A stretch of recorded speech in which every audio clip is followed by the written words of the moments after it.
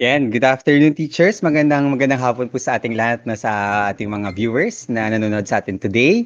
I hope that you are all doing well. I know this is not our usual schedule kasi our usual natin is on a Saturdays, Thursdays and Saturdays, no. But this is an exemption because tomorrow is Labor Day. So we don't want to put like any webinar or any event on Labor Day para po talaga makapagpahinga tayo, no, on a holiday. Okay? But before we do that, teachers, can you please do let me know in our live chat if everything is clear, my video is clear, if you can see my presentation as well as you can hear me.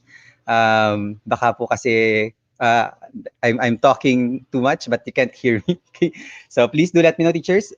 And also, I'm not going to be alone today. No, I'll be joined by my co-administrators later, and of course, we'll have two speakers for today. Thank you, Sir John Gino Violanta, for the feedback. No, okay. Good afternoon. Good afternoon po to Miss Rose and Bernades. Okay, maraming salamat, Miss Kay Morales Joaquin. Maraming salamat for the feedback. Okay. Thank you so much. Sir Ricardo Bautista, thank you. Sir Teacher Verna Gaston, Teacher Rosmalin L. Rosel, clear po, maraming salamat. Okay? And of course, Teacher Ricardo Bautista, I already greeted. So maraming salamat, teachers, no? And welcome to the last session ng ating April series. So yes, teachers, last session na po tayo. No? This will be the last episode for our April series. Pero don't worry, teachers, no? Yung mga naka-miss ng any of the 8 sessions natin will be able to do the replay. No, we'll be running a 5-day replay from Sunday to Thursday next week. No, for those who have missed our events, no, for April, so that you could also get the certificates for each event. Okay, we'll be opening up all those events on Sunday. Okay, so again, on Saturday, totally wala po tayong events or anything because that's our holiday. Okay. So good afternoon po sa ating lahat, no. And of course, teachers, just as always, okay, please do interact with us in the live chat. No, we have a lot of Google certified educators in our live chat, no, to entertain or to answer your queries or your questions. Okay. Maybe we could do a very quick shout out, teachers, before we start our session for today. Yes, we're going to start right away, no, so that we can maximize our 2 hours or 2 hours and a half. Okay. This will be relatively shorter, no, compared to the others that we've had because we're only going to have 2 sessions for today. Although these sessions are very huge topics now. I'm just going to wait for my co-administrators in the backstage to get ready. She's going to give me a thumbs up if she's ready to go in. Our special administrator for today. No, this is a very special day for one of our co-administrators. Okay, so let's welcome my co-administrators in the live stream. Okay. Hello. Yeah, okay. Good afternoon, Teacher Pao, and I Good know afternoon. you're very busy. Okay, but I'm already giving a shout out. So I'll shout out first our administrators from the schools of our speakers. Okay, so let me first begin with Alexander H. Escote from Pitogo High School, Principal 3, SDO Makati. So maraming salamat po, no, for allowing your teacher, or one of our speakers today, to share his time with us. Okay, Sir Felix Bunagan, Makati High School, and Miss Juliet Melo, San Antonio High School. Okay, magandang afternoon po, hapon po. Good afternoon, teachers. Okay, and of course to Dr. Joseph A. Ramos, Principal 4, Division of Pangasinan. Yeah. Okay, so Wow. those are our administrators who have approved, okay, and allowed, no, their teachers to join our session for today. Okay. Of course, teachers, let's do a very quick, Teacher Pao, are you ready? Let's do a very quick shout out from for our teachers. Okay, please do put your schools, your location, so that we could give you a very clear shout out. Yan, marami na nagigreet kay Teacher Pao, no? Teacher Thank Pao, you. yan, sa ating live chat din. No? Good afternoon to Miss Susana Murillo from Solano High School, SDO Nueva Vizcaya. Yan. Nakita ko rin si Miss Rosemary. Yes. Rosemary from Dr. Filimon C. Aguilar Memorial College of Las Piñas. Hello po. Okay, also from good afternoon. Mention ko lang yung mga walang places pero may nag-good afternoon. Good afternoon to Miss Diane Remot. Yan, good afternoon. Happy birthday daw, Miss from Miss Jolina Nanale. And of course, Sir Ruben De La Santos from Thailand. Okay, go ahead, Teacher Yes. Pao. Always here, Sir Feruz Akbarov from Samarkand, Uzbekistan. Yes, and from URS Pililia, I think, san ba to, Rizal? Miss Mary Yes. M. Paz. Yes, Teacher Yun. Pau. Okay, I think you'll have to exit the stream first because I think there's Alright. someone calling you in your mobile phone. Please attend to that Okay, first. Okay. thank Yes, I'm you. going to remove you first from the stream. Okay. Okay, so teachers, let me continue with that. Miss Fancy Beltran from Solano South Central School, SDO, Nueva Vizcaya also. MSRA ARA, ICTI, Polytechnic, ang bilis sumakyat ng Polytechnic College, Iligan City. Okay. Good afternoon po. And teachers, pag hindi ko po nag-greet, no, medyo mabilis lang umakyat yung chat natin. Miss Mia Maria Casilang from Dagupan City. Miss Giselle Dangiwan from Galdang Elementary School. Miss Rose Malin, okay, good afternoon din po. Miss G. Rosales from Calapan City, District Oriental, Mindoro. Miss G, pwede ba kami pumunta dyan next time? Ay, gusto namin pumunta dyan sa Oriental, Mindoro. And of course, good afternoon, Miss Joanne Estrella from Concepcion Integrated School, Marikina City. Oh, kapitbahay lang. We're from Antipolo. Antonina Canseran from Makati High School. And of course, good afternoon to Joseph Caronan. Good afternoon then to Miss Tricia Nicole Taytayon from Rizal Technological University. Okay, and of course, Miss Jonelle, Sir Jed, Sir Jed, Sir Jed, happy birthday po, advance happy birthday Sir Jed, okay? Papadala ko na lang yung regalo ko sa'yo.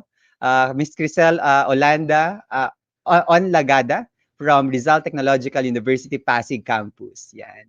Sir Alvin, Holy Spirit National High School, congratulations for passing your Google Certified Educators Level 2 examination. So maraming congratulations Sir Alvin. No? So Sir Alvin po ay isa sa mga member po nating community no, na who have passed his Level 1 at Level 2. Okay? Napagtagumpayan na po. Soon na po ay Google Certified Trainer. So Sir Alvin, in-announce ko na po. So wala na rin po talagang atrasan yan. Ano? Okay? Sir, good afternoon to Miss Nympha Pulgar from General Pio del Pilar Elementary School, Main SDO Makati. And we will greet the rest of you later. No? Yeah, good afternoon po. Maraming salamat for being here. We're 191 live viewers. No? So kahit po hindi tayo ngayon naka-on schedule, okay? We are we have a lot of live viewers today, okay? Para po tomorrow, teachers, full day rest tayo, okay? So teachers, let me now introduce to you our session for today. So we're going to have two important sessions for today. Still part of facilitating learning using Google for education tools, okay? And we're going to cover two tools today. Okay, one would be Google Drive, and other one is Google Forms. Okay, so we're going to have, or we'll be joined by two speakers for today. I need to talk to you. Okay, for a while. So teachers, let's now introduce our first speaker for today. Okay, so okay, it's my honor to present to you our first speaker for today. Okay, who is also a Google certified level 2 Google certified educator level 2, okay? So Sir Dionisio A. Pakpako, a teacher 3 from Pitogo High School, okay? BSE major in chemistry, cum laude, okay? Pangasinan State University, from Bayangbang Campus, Bayangbang, Pangasinan, okay? Master of Arts in Innovative General Science Education from the University of Makati, awardee, okay, of Search for the 21st Century Makatizen Teacher 2019 Division-Wide Search, Division of Makati. Third place, Rotary Club Makati Dasmariñas 2021 Search for the Most Outstanding Online Teacher in the Philippines. YouTube content creator, we will be posting his YouTube channel later. You will find great content from his YouTube channel. Please make sure to subscribe later. Or you can search in YouTube Maestro Diony YT channel. Okay, And of course, recently, he has passed his Google Certified Educator Level 2 certification. Okay, so let us all welcome to our stream for today, our first speaker, Maestro Diony. All Maestro right. Good Diony, afternoon po. Good good afternoon po, Sir afternoon. Sir Franco. Thank you so much po. Good afternoon po Magandang to hapon. all. Yes. Yeah, good afternoon po, sir. Good afternoon po to all our co-teachers from all over the Philippines, Luzon, Visayas, and Mindanao, and also our co-teachers and also international viewers and participants for this webinar. Good afternoon po sa Yeah. inyong lahat. Yan, okay. Thank you. Maraming salamat, Maestro Diony, no. Maestro Diony, before we can start with our session, let me remind our teachers that this session is certified, but you will have to answer the evaluation link later on, which we will be giving at the end of the session. So please make sure to do the evaluation. Okay. So Maestro Diony, before we start, could you please give us first, a brief introduction or overview of what you're going to give us for today about Google Drive. Okay, what will they be expecting about Google Drive? Okay, go ahead, teacher Maestro Diony.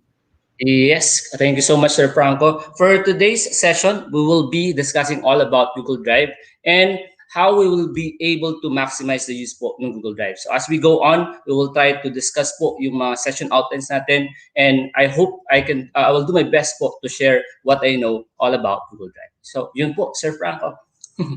Yan, thank you. Master Johnny. So Master Johnny, you can now begin our session. Teachers, enjoy our session. If you have questions, please put that in our live chat. We'll be there to answer it.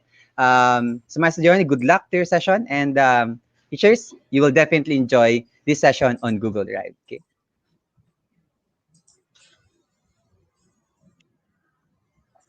Okay, good afternoon po to each and everyone. So again, my topic for today is all about facilitating learning using Google for education tools, which will focus on Google Drive. Before that, sabi nga po ni Sir Franco kanina, thank you so much po. I also have my YouTube channel, Maestro Johnny, and I also make some YouTube tutorial series po tungkol po sa mga Google applications in Tagalog version. So nandito po ako, hindi lang po para mag-collaborate siyempre Sir Franco, because I'm also one of the students of Sir Franco. Member po ako ng Kaagapay Teachers Support, and with the mentorship of Sir Franco ay nakapasa po tayo from GCE Level 1 to GCE Level 2 hanggang sana po makataas pa po tayo ng level. Yun po. Okay. So tuloy po tayo again. Ang session po na ito ay nakafocus po doon sa Google Drive. Okay? So ano nga po ba yung main objective natin? So the main objective for this particular session is to discuss all about or be familiar with Google Drive. So familiarity in the sense from the simple skills that I can share up to the advanced skills na pwede ko pong ma-share sa inyo. Yun po yung pinaka-objective ko with the time frame given to me. So sana po makatulong ako dun sa inyo pong pag-explore po ng Google Drive. Okay? Ano nga po ba yung Google Drive, mga kaagapay? Google Drive is a cloud-based storage solution that allows you to save files online and access them anywhere from any smartphone, tablet, or computer. Okay? So, ang kagandahan po ngayon ng Google Drive, hindi lang siya pang online, kundi meron na rin po siyang offline na feature. Okay? And when we talk about storage, ano nga po ba mga kaagapay yung naaalala nyo ng mga storage devices na nagamit nyo na po dati? Okay? So sana po may mga naalala po ba kayo nung high school, nung elementary na nagamit nyo, hanggang ngayon po, ano po ba yung mga storage devices na ginagamit nyo? And for that, magkaroon po tayo ng pampagana sa atin pong session ngayon. So let's have first a name game. Okay? So this is a data storage name game. So ang gagawin po natin, magpapakita po ako dito ng 8 devices and solution, data storage devices solution. And all you have to do is to name this particular devices, okay? Or baka may maalala po kayong mga masasayang alaala or experiences kapag nakita niyo po itong mga storage device na ipapakita po natin. So, I'll be asking for your participation. You can write your answer, you can type your answer on the comment section kapag alam niyo po yung mga devices na to. Okay, so I'll be showing you 8 devices. Let's show them. Okay, we have number 1, number 2, number 3, number 4, 5, 6, 7, and 8. So, sa 8 na po yan. ilan po ba yung kaya pong i-name ng mga kaagapay natin, mga co-teachers natin? At pag nakikita niyo po ba yan, may naaalala po ba kayo? Okay, ilan po ba yan yung nagamit na po natin? Okay, so I'll be giving you 60 seconds. Okay, kumbaga parang 1 minute, name it to win it, 1 minute to win it. Okay, so padamihan po ng masasabi, or kung kaya niyo pong i-name lahat, then I'll be thankful for that. Okay, you have 60 seconds po para po i-name itong 8 na to, kung ilan po yung kaya nyo. Okay, get ready. And 3, 2, 1, and go.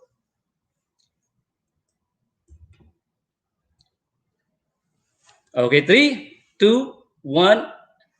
Okay, you can type your answer po on the chat box.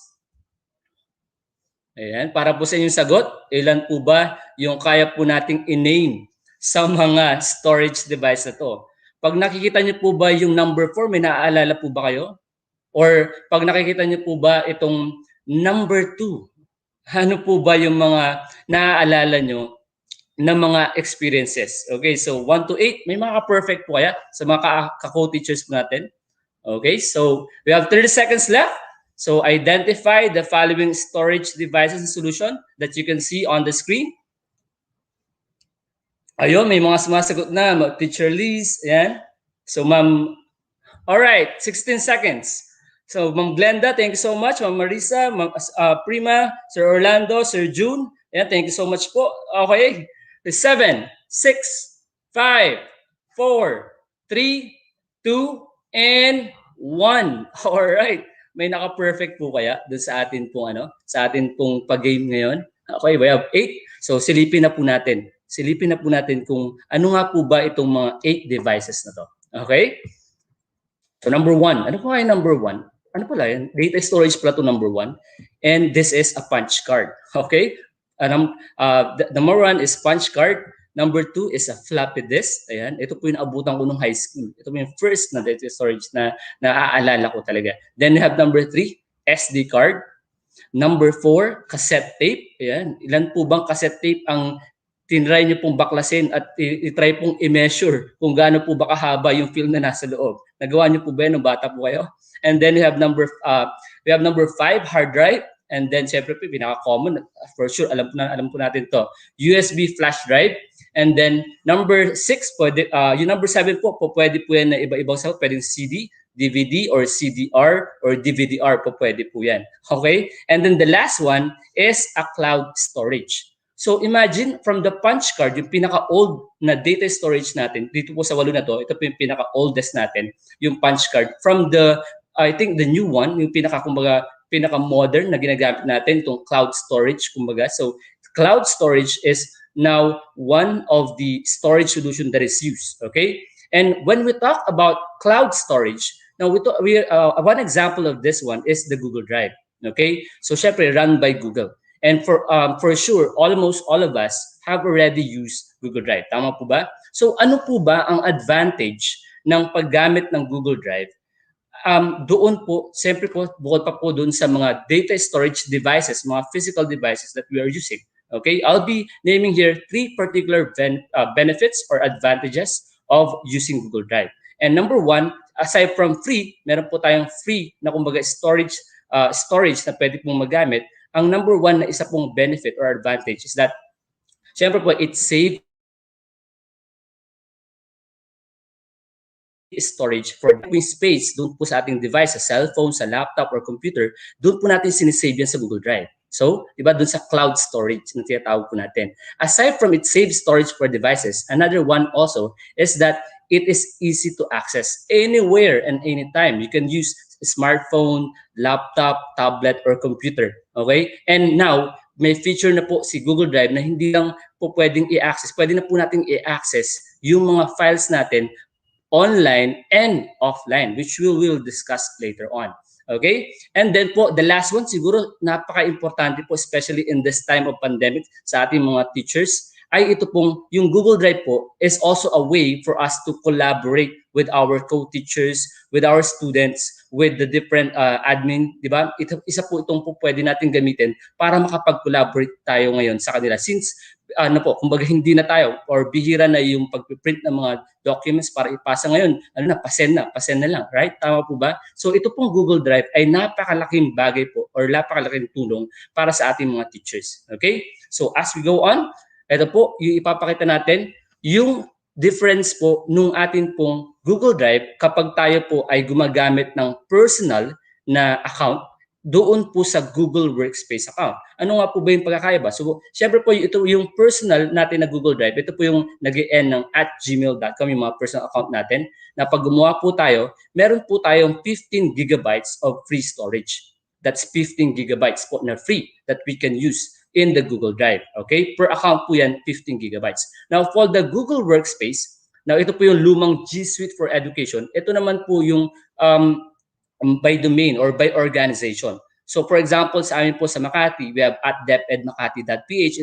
Yung domain po niya ay @depedmakati.ph or @deped.gov.ph or depedmanila.ph or deped Taguig or kung .edu.ph. Ito po yung mga Google Workspace for Education. And what I have researched is that, sabi po doon sa research natin, schools and universities have a pooled cloud storage which will have a baseline of 100 terabytes. Pero tandaan po natin, ito po ay hindi individual. Tandaan po natin, ito ay organization. Kumbaga, pooled cloud storage. So, sa buong division, naman po sa Makati or sa iba pang lugar, meron po silang po pwedeng magamit na itong total number. So, kaya nga po, from time to time, nire-remind tayo ng ating mga ICT coordinator na, baka mapuno na, i-transfer nyo na ibang files sa iba pang Google Drive. Baka mawala yung mga, hindi na kaya na ma-save yung mga files natin. But 100 terabytes is a big amount. It's 100,000 gigabytes equivalent. Okay? That's the difference between the two in terms of storage. Now, halimbawa po, gumagamit ako ng isang personal account. I have 15 gigabytes of free storage.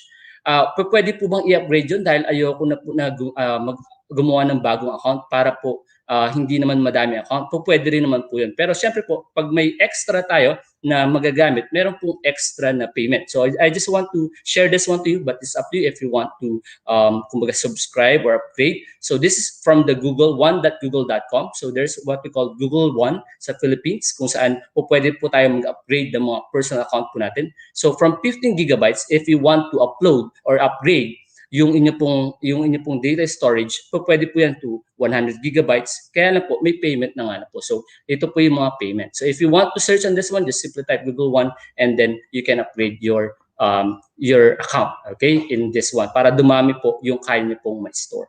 Okay.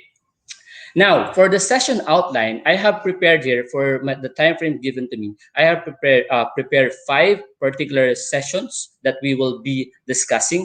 First one is yung ating pong Google Drive interface. We will try to compare how does a Google Drive or personal account Google Drive as compared to the Google Workspace Google Drive.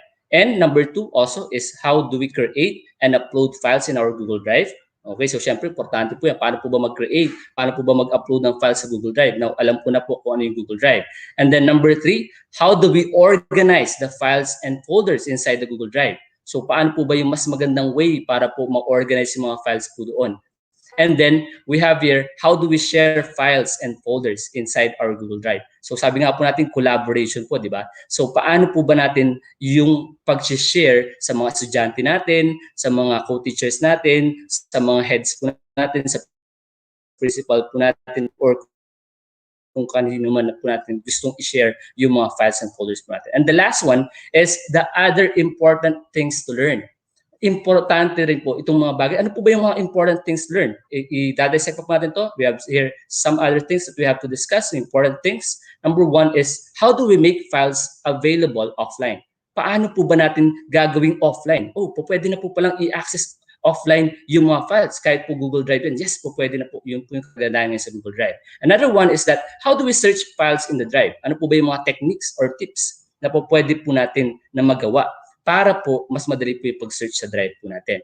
And third one, how do we move or transfer files from one Google Drive to another Google Drive? So yan po na, halimbawa po, puno na po yung file natin sa isang account natin, gusto natin i-transfer doon sa ating another Google. Paano po ba natin gagawin yon?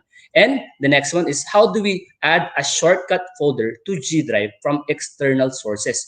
Ito po isa sa pinaka-importante kasi for sure tayo po mga teachers, lagi po yan, pag nagpupunta po tayo sa mga YouTube accounts or sa mga website, may mga sinishare po ng mga resource folders, yung mga iba pong websites, and then nakalagay po siya sa isang Google Drive. Paano po ba natin yun may idadagdag doon po doon sa ating pong Google Drive mismo para po madali natin siyang ma-access. Okay? So ituturo po natin. And the last one ay yung paano po ba pag-shorten ng link? Ang haba po kasi ng link pag galing po sa Google Drive. How do we shorten the links? Okay? So ito po yung mga i-discuss natin. Now, kung ready na po tayo sa ating pong session, 1 to 5, then let's go. Okay? Okay, so ang una po natin, syempre po, nagagawin ay i-access po natin or i-open po natin yung ating Google Drive. So, there are two ways always to go into your Google Drive. Syempre po, access drive.google.com or simply, dito na lang po tayo, pinakamadali po laging way. Go to the upper right side, yung 9 dots or waffle icon na tinatawag po natin. Once na nakaklik na po natin yan, we just simply locate Google Drive and click Drive. So automatic, we will be redirected to our Google Drive. So what you see on the screen now is a brand new made Google Drive. So ginawa ko po ito. So ito po yung ating pong Google Drive na bagong gawa. This is a personal account or a Google Drive in a personal account. Okay? So ito po yan. And then I have here naman po, ito po naman example ko ng isa pong Google Drive which is in a Google Workspace account. So sa amin po sa DepEd Makati. So may difference po ba yung atin pong Google Drive na personal doon po sa atin pong Google Drive na Google Workspace? Tingnan po natin. Let's try to compare. Okay? What we see now on the screen is the difference or the comparison between a personal Google Drive and Google Drive in a Google Workspace. So ano po yung difference ng dalawa? So let me have this one. Okay? So una, look at on the one below. So ito po yung personal natin ha. So ito po in terms of storage.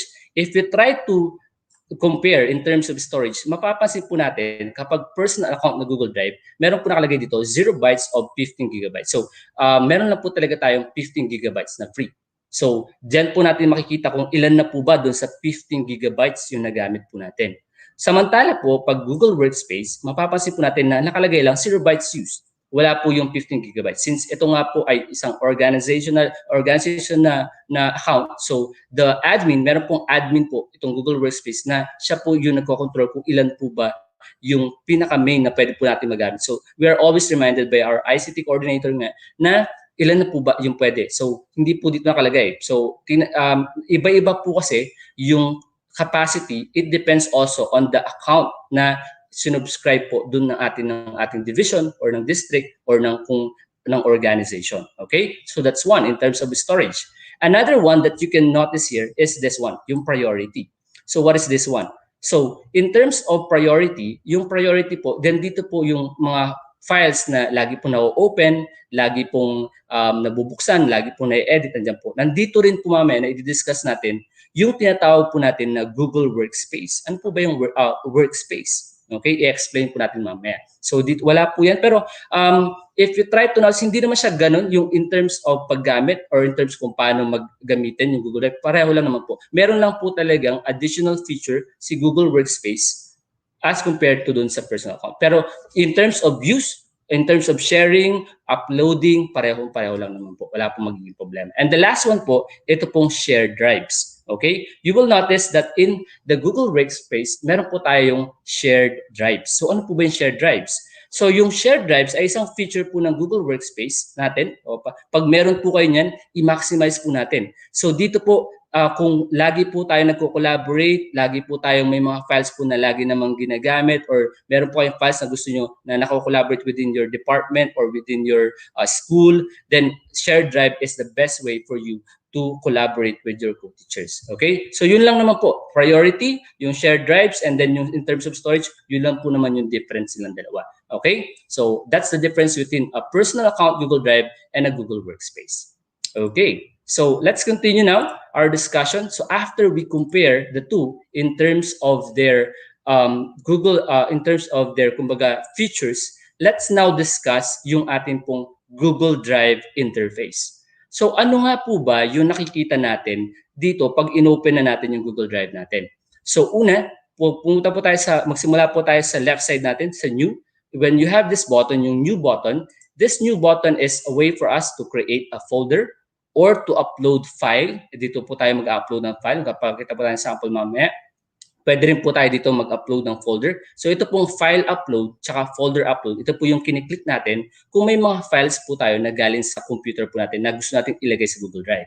Or pwede na rin po kayo dito mag-start na gumawa ng Google Docs. Yan, i-click nyo lang po. So aside from pag-open po ng mga Google Docs, Google Sheets, Google Slides, and Google Forms, doon po sa mga buttons na nandun sa waffle icon, pwede rin po nyong mag-start na gumawa ng mga Google applications or Google documents dito po sa Google Drive. So ganun po, ganun na kasi. Ito po yung new button natin. Then, yung priority, kagaya po ng sinabi ko, ito po yung nasa atin pong Google Workspace. Dito po natin makikita yung mga files na lagi po na-open or lagi na-edit. And then mamaya po i-explain natin ano ba itong workspace? Create workspace. Okay? Explain po natin yan. Na isang magandang feature ng ating Google Drive. The next one is the My Drive. So sa My Drive naman po natin makikita lahat po ng files na na-upload or nagawa po ninyo. Andito po yung mga folders, nandiyan po yan. Nandito po yung mga files na na-upload po ninyo. Nandito po yan sa inyo pong My Drive. Okay? And then, shared drives. Okay, ano po ba yung shared drives? Ang shared drives naman po, ito po nga po yung isang klase na meron sa Google Workspace that we should maximize really. Na kung saan po pwede po tayong mag-collaborate with our co-teachers or with other people. Okay, papakita po natin mamaya kung paano po ba gumagana itong ating shared drive. Okay? Then, the next one is shared with me. Ito po naman yung mga files and folders na shinare po sa atin ng ibang tao. Okay, ng ibang tao. Galing po yan sa ibang tao, shinare po sa atin. Dito po natin makikita yan sa shared with me. And then recent naman po, ito yung mga pinaka-recent or pinaka-bago na na-upload, na-edit. Dito po yan natin makita sa recent. Start naman po, as the other resource speakers said last time sa kanilang mga Google sa kanilang webinar, dito naman po sa start, ito po yung mga files na tinag po natin. So paano po ba ini-start ang isang particular na file? So dito, di ba, pag click natin yung file po or folder and then you right click, dito po meron ditong start. Okay? So dito po sa start, commonly ito po yung ginagamit ng iba or ng marami sa atin para po mas madaling ma-access po yung atin pong mga files. Okay? Yan po yan. So sa start naman po yan. And then sa trash, syempre po dito natin makikita lahat ng mga na-delete na files or na-remove na files from the My Drive. Ang kagandahan po sa Google Drive, hindi niya pa automatic i-delete yung mga files. Meron pa tayong 30 days upon na removal doon sa My Drive para po ma-restore. Okay? Ibig sabihin, pwede pa rin po natin itong ibalik doon sa My Drive. Halimbawa, accidental lang po na delete. You can simply click this one, the file, and then right-click niyo po, and then you can see restore or delete forever. So meron po kayo kakayaan i-restore. Pag ni-restore niyo po yan, babalik po yan doon sa inyo pong My Drive. Pag dinelete forever niyo po yan, wala na po. Delete forever na po talaga siya. So may forever po sa Google Drive. Kung nga lang po, delete siya. Okay? So yun po. And then you have here yung storage. Yan, pag click niyo po, andito po naman sa storage lahat po ng mga files na nasa inyo pong Google Drive. And it is arranged, if you notice, arranged according to the size. Kung gaano po kabigat yung file size niya. So this one. Or you can also arrange this one in this way. Magmula sa mababa na file, papunta sa ilalim. Para alam din po natin, ano ba po bang mga file yung sobrang bigat, baka siya po yung nag-o-occupy na nung storage size natin sa ating pong Google Drive. Okay? So ito po yung ating dito sa left side. And then what we see here naman po sa ating pong top button, ito po yung search natin, search bar natin. Dito po natin makikita kung gusto natin na i-search yung isang document or file. Dito po yan. Mamaya, papakita po tayong sample. And then, dito po sa gear button na nandito, dito naman po natin isi-set up yung bagong feature po or isa po sa feature ng Google Drive, yung available offline para po ma-access natin offline yung mga documents po natin. And then, what we see here naman po dito, ito naman po yung list view. Kung paano po ba gusto nyo na makita yung nandito po sa gitna, yung mga file and folder list po natin. Pwede po siyang list view, ayan po siya. So pababa po, lahat ng mga files and folders pababa po siya. Or po pwede rin po na ito ay naka-grid view. Ganito naman po siya. So I prefer this one, yung grid view. And then on this one, ito po, ayan. Dito naman po natin makikita yung mga files or activity na nangyayari po sa Google Drive natin. So halimbawa po, ano pang files yung inopen. So napansin niyo po dito natin makita lahat ng mga ano yung mga activity na nangyayari sa Google Drive natin. May nag-open ba ng file? Sino nag-edit ng file na ganito? Dito po yan sa activity natin. Okay? So this is your Google Drive interface. Okay, so we're done with that one. Let's proceed to the next one. So once that we know our Google Drive interface, ang next naman natin ay paano po ba tayo mag-create at saka mag-upload ng files sa ating pong Google Drive. So how do we create and upload files in our Google Drive? So we have here, this button is the answer for that. So halimbawa po, gusto ko mag-upload ng file na galing sa computer. How do I do that? Okay, so just simply click this one, new, and then you select file upload. Pag galing po yan sa computer po nyo.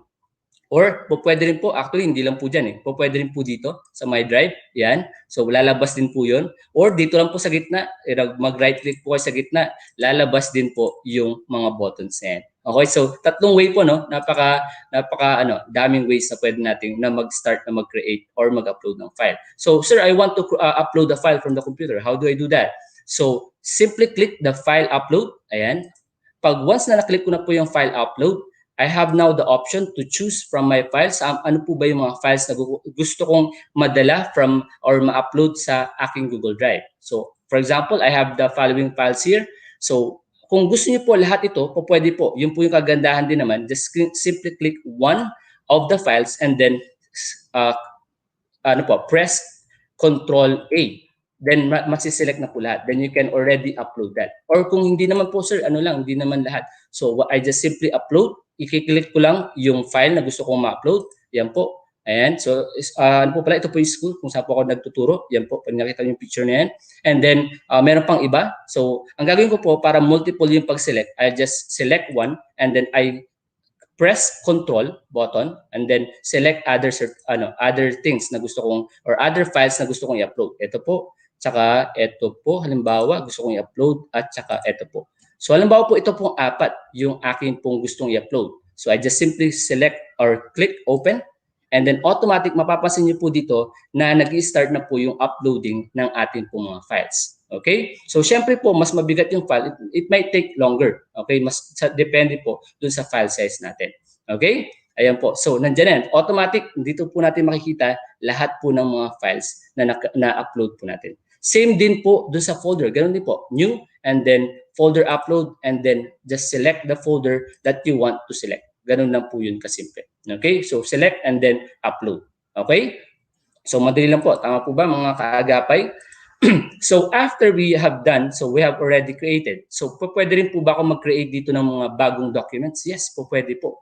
Just simply click New, and then you can start po clicking Google Docs kung gusto po gumawa ng bagong Google Docs, Google Sheets, Google Slides, and Google Forms. So, once na nag-click ka po dito, so i-X lang po natin to. So, halimbawa po, kinlik ko yung Google Docs, gusto kong gumawa ng bagong Google Docs. So, pag kinlik ko po yan, ma-redirect na po ako dito po sa aking Google Docs. So, yan po, pwede na po. So, we can start naming. So, halimbawa po, testing. Lagay lang po natin yung the name ng document, testing 1, halimbawa po.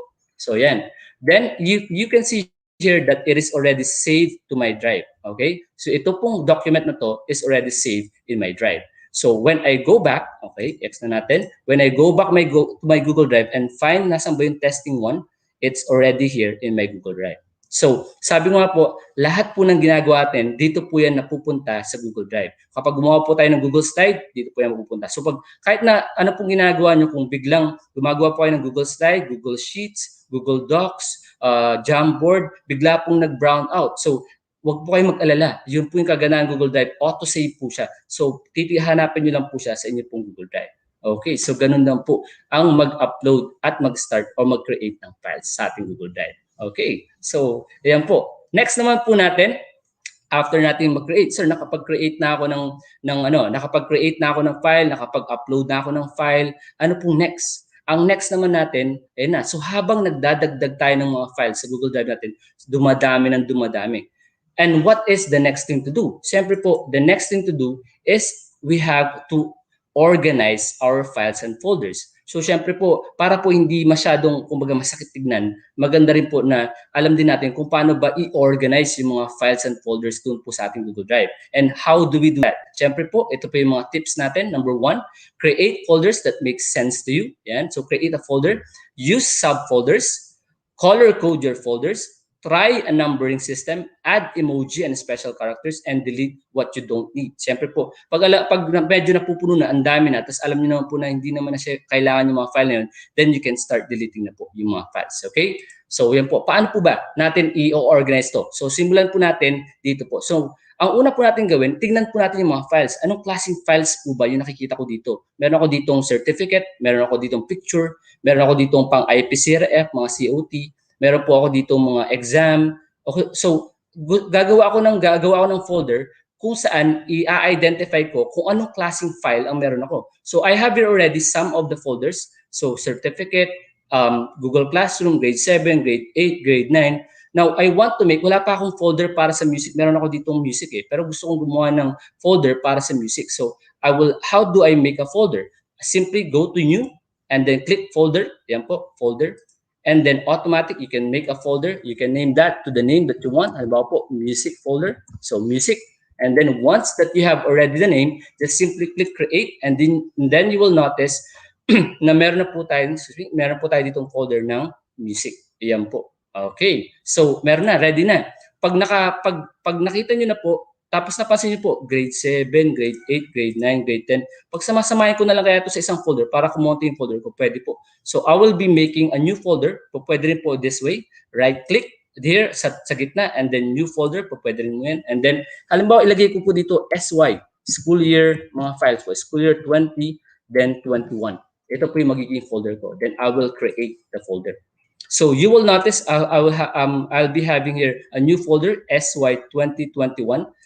So ang gusto kong gawin, ilalagay ko na lang po itong grade 7, grade 8, grade 9, and grade 10 dito po sa folder na to para kumonti siya, mas ma-organize siya. So how do I do that? How do I move this one?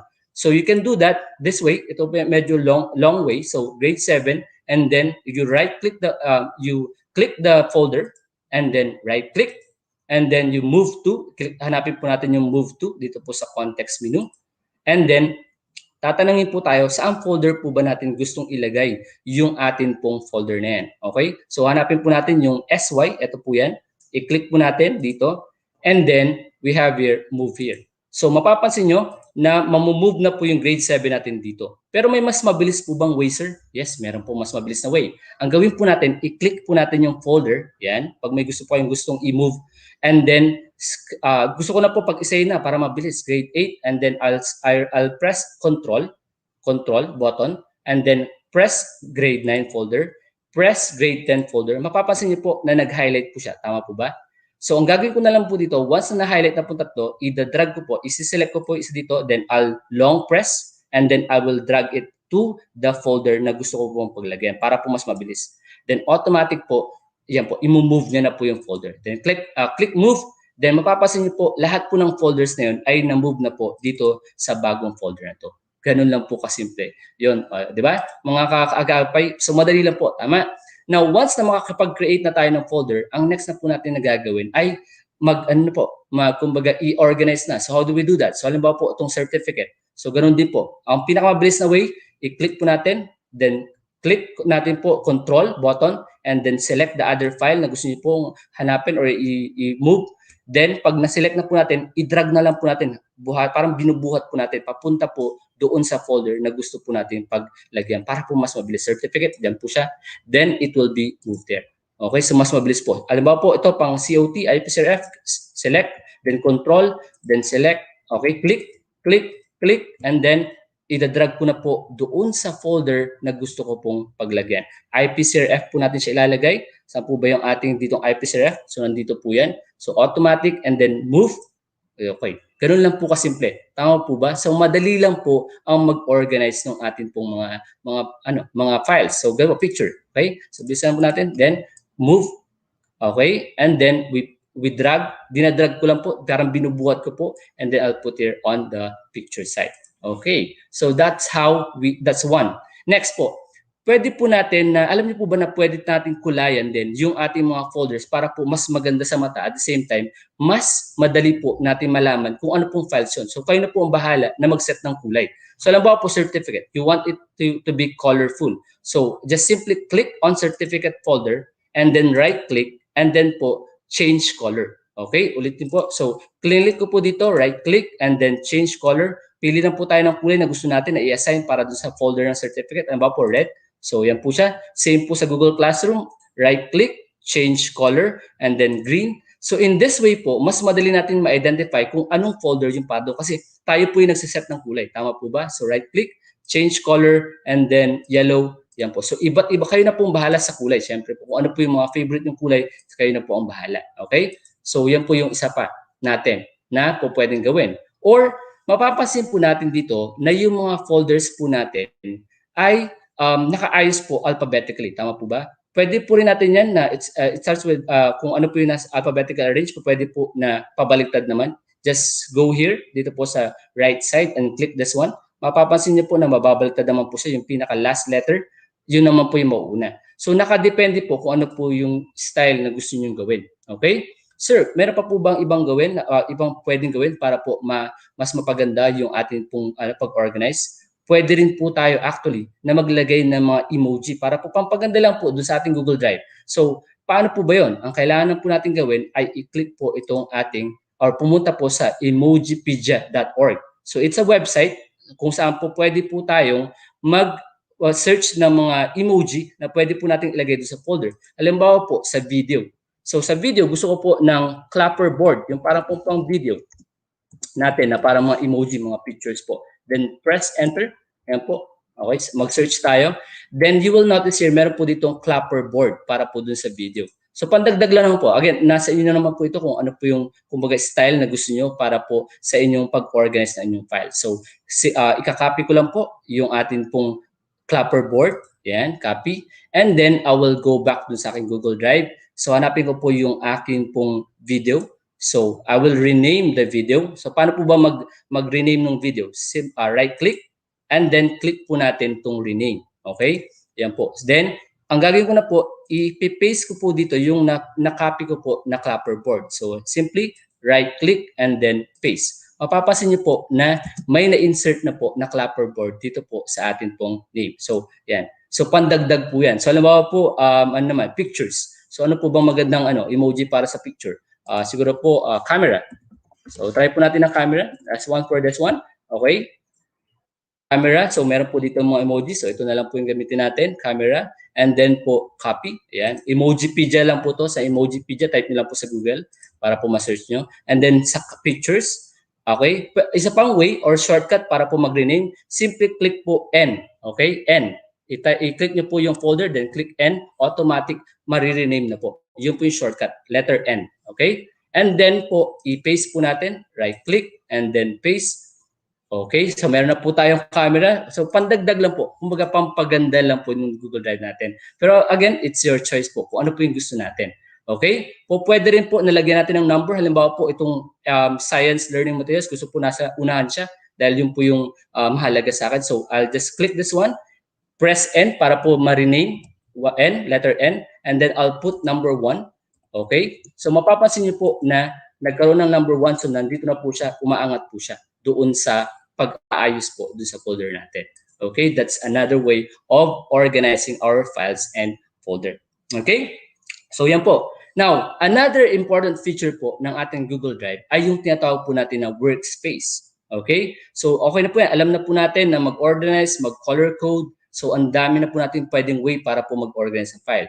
Now, one of the most, kumbaga, magandang feature po ng Google Workspace, meron po siya ditong na workspace. Pag hinanap niyo po yan, pag pinuntahan niyo po mamaya sa inyong Google Drive, may workspace po. Ano po yung workspace? Ang workspace po ay para kayo po yung gumagawa ng isang folder kung saan sa folder na yun, doon niyo po ilalagay yung mga files na lagi niyo pong ginagamit, lagi niyo pong ini-edit, or laging nandiyan siya. Para kumbaga isang way pa para mabilis niyo siyang ma-access. Okay? How do we create a workspace? Okay, isa pa po pala na dapat tandaan natin, pag pag gumagawa po tayo ng ating pong workspace, yung workspace na po yun ay para po sa inyo. So, kayo lang po yung makakita nun. Okay, so let's try to create a workspace. So, halimbawa po, ito po ay pang reports. Okay, ito po yung mga lagi natin ginagawa. Halimbawa, so reports, para gawa na tayo isang workspace, report. So, may mga reports po tayo na lagi pong pinapasa or pinapa-edit po sa atin or pinapa-update. So, yan, gawa tayo ng then create. So once nakapag-create na po tayo ng ating workspace, mapapansin po natin dito na pwede tayo mag-add ng mga files na para po dun sa reports workspace po natin. So yung mga files na po ito po ay nandun na po mismo sa Google Drive natin. So tandaan po natin, dapat nasa Google Drive po muna natin yung atin pong mga files na ilalagay po dito. So just simply click add. And then lalabas po dito lahat ng files na gusto po nating ilagay sa atin pong Google Workspace. So syempre po ito po yung mga commonly mga reports po na ginagawa pa. Halimbawa po ito po, then yan napili ko insert. So you can add po 25 files. Okay? Doon po sa inyong folder. Kumbaga parang folder din po siya, pero in a way mas madali po natin ma-access yung mga files na lagi po nating ginagamit or ini-edit dahil po nga doon sa ating workspace. So ganun lang po. Just simply click, ayan po, click nyo lang po yung inyong pong workspace and you can add your workspace. So add, you can add files here, and lang po, and then simply click done. Okay? So yun po yung ating pong workspace. So madali po ang magawa, tama po ba? So pag gusto niyo po mas marami pang workspace or mas maraming folder, depende po dun sa gamit, just simply click here, create a workspace, then pwede na po kayo mag-create ng iba pa pong mga workspace po natin. Okay? So, halimbawa po, pangalawang workspace, gusto niyo naman, mga IPCRF. So, yun, parang for sure, alam ko po lahat tayo nakaka-relate pag nabagit po yung IPCRF, di ba? So, ito po yung mga files naman na may kinalaman sa IPCRF. So, pag naka-upload na po kayo sa inyo pong Google Drive, i-click niyo lang po yung add files and then simply ilagay niyo po dito lahat ng mga files na may kinalaman sa IPCRF. Okay, so halimbawa po ito, COT, and then insert. So dito nyo po ilalagay. So mas madali nyo po siyang ma-access kasi nandyan na po eh. Kumbaga nakagawa na po kayo ng folder para po sa kanya. Alright, okay. So sana po nakakadagdag po ako dun sa mga po pwede nyo po na magawa sa inyo pong Google Drive. Okay? So next one, sir, alam ko na po. Okay, balik po tayo sa My Drive. Nandito yung drive natin. Sir, alam ko na pong mag-upload ng file. Alam ko na pong mag-create ng file. Alam ko na rin pong mag-organize ng files natin. Ang gusto ko na po, sir, i-share po naman po yung files sa mga co-teachers ko, sa mga estudyante ko. So how do we share files? When we share files, meron po tayong dalawang way para po mag-share ng files. Ano po yung dalawang way na yan?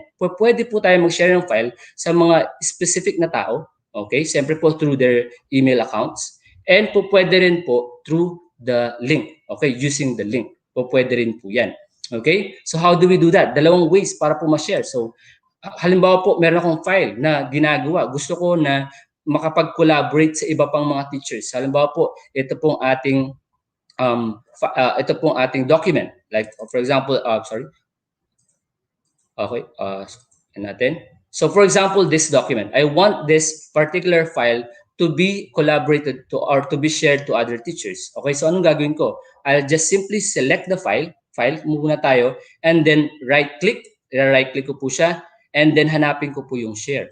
So yung share po natin na feature, ginagamit po natin to para makapag-collaborate din po sa iba pang mga teachers or sa mga estudyante po natin. Halimbawa po, may gusto tayong isend na file sa batang to, po pwede po. So dito po sa atin pong sharing, meron po tayo ditong dalawang ways. So sabi nga po, through specific people or through link. Sir, paano po yung through specific people? Kung hindi naman to para sa, kumbaga for viewing ng lahat ng tao, gusto mo lang to para kay ganito sa isang tao, then po pwede po. Dito po natin yan gagawin. So halimbawa po, ibibigay ko lang po itong file na to kay Maestro Johnny Kaagapay. So ito po yung kanyang email ad. Halimbawa, Maestro Johnny Kaagapay @gmail.com. So halimbawa po ito po yung Gmail account ng atin pong pagbibigyan or kung kanino po natin i-share. So ayan po siya. So siya lang po yung makakatanggap nito. At ano po yung pwedeng gawin or hanggang saan yung pwedeng i-access ni Maestro Johnny Kaagapay @gmail.com or yung taong pagbibigyan po natin. Meron po kayo tatlong options. po pwede po na yung taong ilalagay nyo dito, sir, po pwede po bang marami? Yes po, pwede po. You just simply have to copy-paste or type po lahat ng mga email address po ng mga tao na gusto nyo pong pagbigyan. So ginagawa po natin ito pong dito sa taas, yung sharing, kapag gusto po nating i-share yung file and folder sa mga piling tao lang po. Okay? Na hindi lahat ay po pwedeng maka-access. So once that we have put all their names or email address here, you just simply select ano po ba yung kaya nilang gawin. Viewer lang po ba sila? So pag viewer po, makikita lang po nila yung file. Hindi po nila pwedeng ma-edit yun. For viewing po. Pwede po nilang ma-download yung file pero hindi po pwedeng ma-edit. Pag commenter naman po pwede yung mag-comment. Halimbawa po, yan po ay Google Docs. Then pwede po siya mag-comment ng mga, halimbawa, kindly change this one or this one. So yun po, pag commenter. Pero pag editor naman po, then that particular person or group of people na pinagbigyan niyo po pwede lang ma-edit mismo yung file. So makikita niyo naman po kung anong klaseng editing yung nangyari po doon kasi meron naman pong history. Okay? So you choose, viewer po ba yung pagbibigyan natin? Commenter po ba yung pagbibigyan natin? Or editor po ba siya? Okay? So halimbawa po, editor natin siya, then you can type here a message. So kindly look on this file and edit it. Then once that you are done with the message, you just simply click send. So once na na-click po natin yung send, so napansin niyo po, ito po ay isang Google Workspace account at depedmakati.com, at depedmakati.ph, and then sinesend ko po siya sa @gmail.com. So papansin niyo po na merong nag-pop up na message na share outside organization. So po pwede naman po, wala pong problema kung kahit na yan po ay from Google Workspace to another personal account, wala pong problema. You can still share that one. Okay? And automatic po, once na na-click na po natin yung send or share anyway, ay makakatanggap po ng email po yung taong yun na you are invited to collaborate with this particular file. So dun po yan. Kaya po pag may na-receive po tayo mga email na, okay, may file na sinend sa akin, pag kinlik po natin, may edit. Okay, so yun po yun. Yun po yung dahilan. Kasi po, binigyan po tayo ng access para mo ma-access po yung file niyo. Sir, meron po bang ibang way? Yes, po pwede rin po na ibang way. So halimbawa po, ibang way naman ay, halimbawa, you want to share this file and then dito naman po through link. Halimbawa po, ito ay isang Google form or survey. Di ba po, syempre, ibibigay na natin sa GC. Doon natin sa send. So para hindi tayo mahirapan, pwede rin po na this way. I-click po natin dito, through link po natin siya isa-send or i-share. I-click po natin sa baba, change link, okay? And then we have here an option kung ano po ba kung kanino po ba natin or ano po ba yung access. Yan po ba ay restricted? Pag restricted po, ibig sabihin, ito lang po yung mga tao na ilalagay nyo po dito ang pwede po maka-access. Pag restricted po yan. Kung ito naman po ay file na pwede na po ma-access ng lahat, you can click anyone with the link. Yan po. Pag anyone with the link, ibig sabihin, kahit sino po na maka-open ay ma-open po yung file. Or, pag DepEd Makati naman po or within organization, yung mga tao lang po na within DepEd Makati organization or any organization na pareho po nila ng domain ang makaka-open or makaka-view ng file. So, alam mo po, anyone with the link.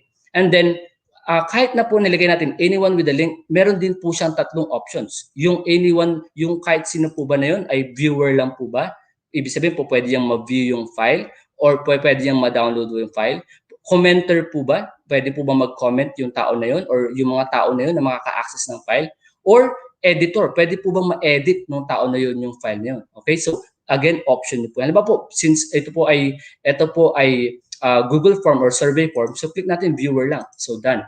So then, you just simply have to, okay, pag ginawa po pala natin yan, Okay, so ginawa natin anyone with the link, just simply make sure na i-copy po natin tong link na to, i-copy po natin yung link, and then ibibigay na po natin yung link na yan doon po sa GC na kung saan po pwede pong ma-access na po. So once na-click po ng mga taong yun yung link, ay ma-redirect na po sila or ma-open na po nila yung file na yun. Okay? So that's how sharing works. So po pwede po siya sa mga tao, specific na tao, or through the link. Okay? Ayun po. Next one. So okay na po. We're done with uploading, we're done with organizing, we're done with sharing files and folders. So sir, paano po yung folder? Ganun din po ba yung way? Yes, ganun din po yung pag-share. I-right-click nyo lang po yung folder na gusto nyo i-share. Alam ba po, yung mga resource materials po yan, i-share nyo po, click po yung share, and then i-type nyo po dito kung yan po ay specific na tao lang na pwedeng pagbigyan. Ayan, sila lang po ba yung pwedeng pagbigyan?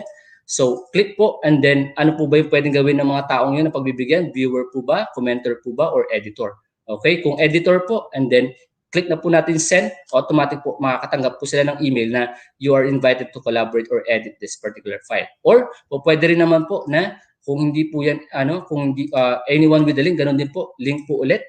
Through the link, ang gagawin lang po natin ay, okay, click po sa baba, change, and then anyone with the link po ba po pwedeng ma-access yung folder. So i-click po natin anyone with the link, kunyari para po sa mga estudyante po natin itong mga folder, yung mga files na sa loob ng folder, pwede po natin gawin yun. So simply, ano po bang pwedeng gawin? Once natanggap na po yung link ng mga tao na yun, ano po pwede nilang gawin? Pwede pong viewer sila, commenter sila, or editor. So kung yan po ay file, maganda po siguro, mas maganda na ang piliin po natin viewer para po hindi po matanggal or ma-delete yung mga files na nandun. Kasi pag editor po, pwede po nilang i-delete yung file. Okay, so viewer. And then click po, done. Then, once that you have set it there, ang kailangan nyo lang pong gawin ay i-click po dito, you copy the link of the folder, and then ipipaste nyo na po yung link na yon doon sa GC nyo, sa Messenger, or kung saan po na pwedeng ma-access po ng mga tao na pagbibigyan po natin. Okay, so yun po, yung atin pong sharing of files and folders. Okay, ano pa po ba yung pwede natin magawa? Ang next naman po natin ay, eto na, okay na po tayo sa lahat, organizing, creating, and uploading. Sir, gusto ko pong ma-access po yung akin pong folder kahit po offline ako. So ano po ba yung dapat kong gawin para po kahit na wala pong internet ay pwede ko pa rin ma-open yung file dito sa Google Drive? First thing that we have to remember when we are making files available offline, ito po. So yung making files available offline ay ito po yung mga dapat po nating tandaan. Okay? So una po na kailangan nating tandaan kapag tayo po ay naggagawa or bago po gawing offline po yung isang file, number one, you have to install Google Docs offline extension.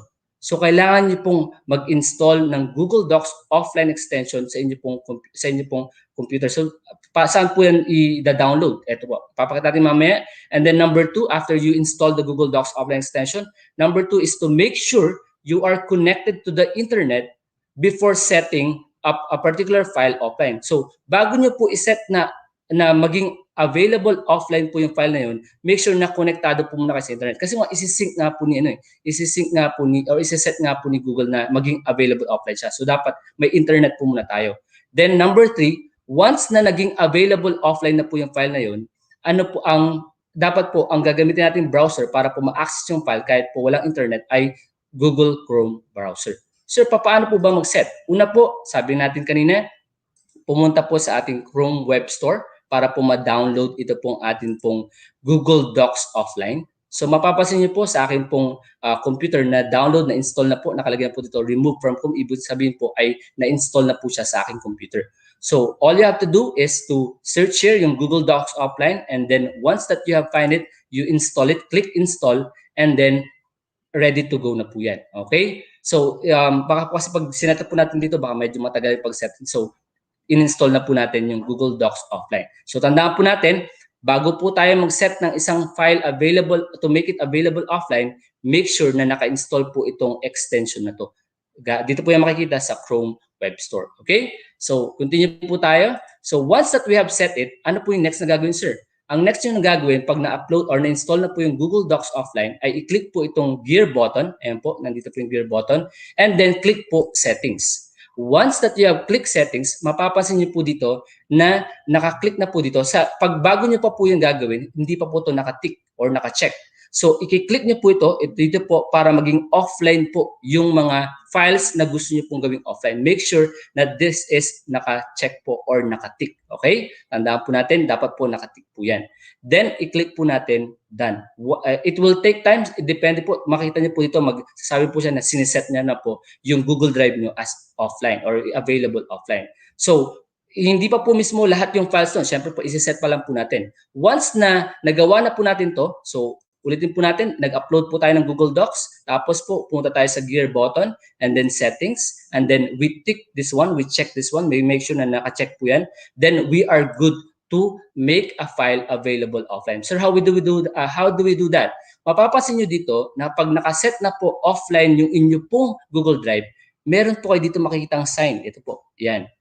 So, yan. So, mapapansin nyo po na pag nag-right click po kayo ng any file, halimbawa po, ito pong file na to, gusto ko siyang available offline. Right click and then meron na po kayo ditong option. Okay, let's choose a file, sorry. Okay, pili po tayo ng file dito. Halimbawa, ito po. So, mapapansin nyo po dito, pag nag-right click po kayo ng file, lalabas po itong mga options. Nakalagay na po dito, available offline. So, once that you have seen this one, ibig sabihin, nakaset na po yung inyong Google Drive na pang available offline. Pwede nyo na pong gawing available offline yung mga files po ninyo. How do we do that? Dapat po nakatagal po ito pong inyo pong file na yan. So, mapapansin nyo po, mapapansin nyo po na parang nagkaroon ng kulay. So, from kanina. So, ibig sabihin po, itong file na to ay nire-ready na po para maging available offline. Okay? Ibig sabihin po niyan, kapag naging available offline na yan, kahit po walang internet, you can still access this file and edit this file. Sir, paano po yun? Na offline po siya. Nabuksan ko po siya, tapos na-edit ko. Paano po? Na-sync po ba yun? Na-update po ba yun? Once that you have, after you edit it, na offline po, pag bumalik na po kayo sa isang, or nagkaroon na po kayo ng internet, or nagkaroon na po kayo ng, kumbaga, wifi, then lahat po ng mga ginawa niyo pong editing ay ma-update na po once na nagkaroon na po kayo ulit ng internet. So, ganun po kaganda yung atin pong available offline na feature. Okay?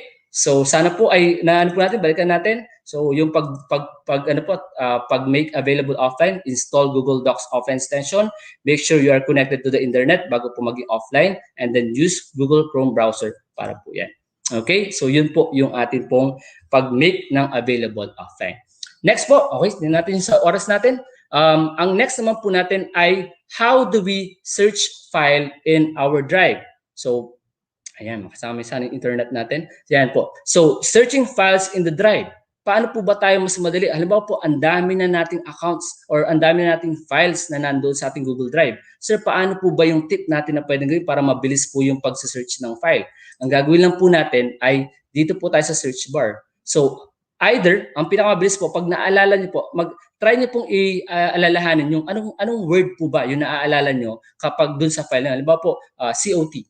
So, ito po yung COT. Pag tinype niyo po COT, lalabas po dito yung mga file na about COT. Okay, pag tinype niyo po dito report, then you can also see all the files na may report po sa kanyang file name. Sir, hindi ko po talaga maalala kung anong klaseng file po yun. Kung yan po ay Google Sheet, Google Drive, yun po, ano po bang pwede ko pong gawin? So, you can do the advanced search. Ito po naman yun. So, halimbawa po, hindi nyo talaga maalala kung anong klaseng file po yun. Google Docs, Google Slides, Google Sheets. Then, click this one, yung advanced search, and then pwede nyo na po na magbigay ng iba't ibang pwedeng mas madali para po ma-search ni Google Drive. So, anong klaseng type po ba yan? Is it this one? Or hindi nyo nga po maalala, any? So, owner. Sino po may-ari? Kayo po ba? Owned by me? And then, date modify, kung naaalala niyo po ba? Or anong term or anong item po yung naaalala niyo. So, halimbawa, Texon, yung naalala kong word na nandun sa file ko. Then, ang gagawin ko lang po, enter, and then lalabas po, okay. Balik po tayo. So, advanced search, and then I'll put here Texon. Sorry po, sa ating Texon. And then, once that I have here, ang naalala ko lang po ay Texon talaga. So, once that I put here, yung mga details na pwede ko pong mailagay dun sa advanced search natin, then I click search, then lalabas na po dito lahat ng mga files na may kinalaman po kay Texon. Siyempre po, mas nababawasan po yung kumbaga dun sa pagpipilian natin. So, baka po dito mas madali natin makita yung atin pong file. Okay? This is how we search the file. Ganun lang po ka-simple mga kaagapay. Okay, ano po ba yung next natin? Okay, sana umabot tayo sa Okay, next one is how after we search file, ang next naman po natin ay paano po ba tayo mag-move or mag-transfer ng file from one Google Drive to another Google Drive. Ito na po. Halimbawa po, may message na po tayo ni coordinator na mapupuno na yung file natin. Kailangan na mag-transfer sa isa. So, sir, how do I do that? How do I transfer from one Google Drive to another Google Drive? So, ang gagawin nyo lang po ay i-share po natin para ma-transfer po natin. So, all we have to do is to share this one. Click po natin itong halimbawa, ito pong pictures. Then, i-right click po natin, share. So, i-share po natin siya dun sa drive. Okay? Then, tingnan natin kung ano pong gagawin natin dun. Then, we type here yung atin pong Gmail na pagbibigyan. So, Maestro Johnny. And then, send. Isi-send po natin siya. Then, pagka-send po natin, isi-send po natin siyempre dun sa pangalawang account po natin. Okay? So, ang ginawa ko po, nag-right click ko po yung gusto ko pong i-share na file. So, isi-share ko po siya doon sa bago kong account. Kapag na-send ko na po, pupunta po ako dun sa Google Drive ko na pinagsendan ko, and then I will look here, shared with me. Mapapansin niyo po na na-share po siya dito. Okay, so ano pong gagawin ko dyan? Ita-transfer ko na po yung laman nito dito sa aking bagong Google Drive. So how do I do that? So ang gagawin ko po ay gagawa po muna ako sa Google Drive ko ng bagong folder, okay, na paglalagyan ko, folder, and then put here pictures. Okay, ito po yung bagong laman. Dito ko po ita-transfer yung laman ng mga folders na yun. So I make a new folder. Okay, yan na po yung folder natin. And then once nakagawa na po ako ng folder ko dun sa aking drive, sa bagong account ko po, balik po ulit ako sa shared with me, and then i-open ko po ito. Okay, i-open po natin yung folder na pag ita-transfer natin. Nandito po yung mga pictures. So gusto ko po i-transfer lahat ng pictures. So I'll click one, Control A. Ayan, sinelect ko na po lahat ng mga pictures na gusto ko pong i-transfer.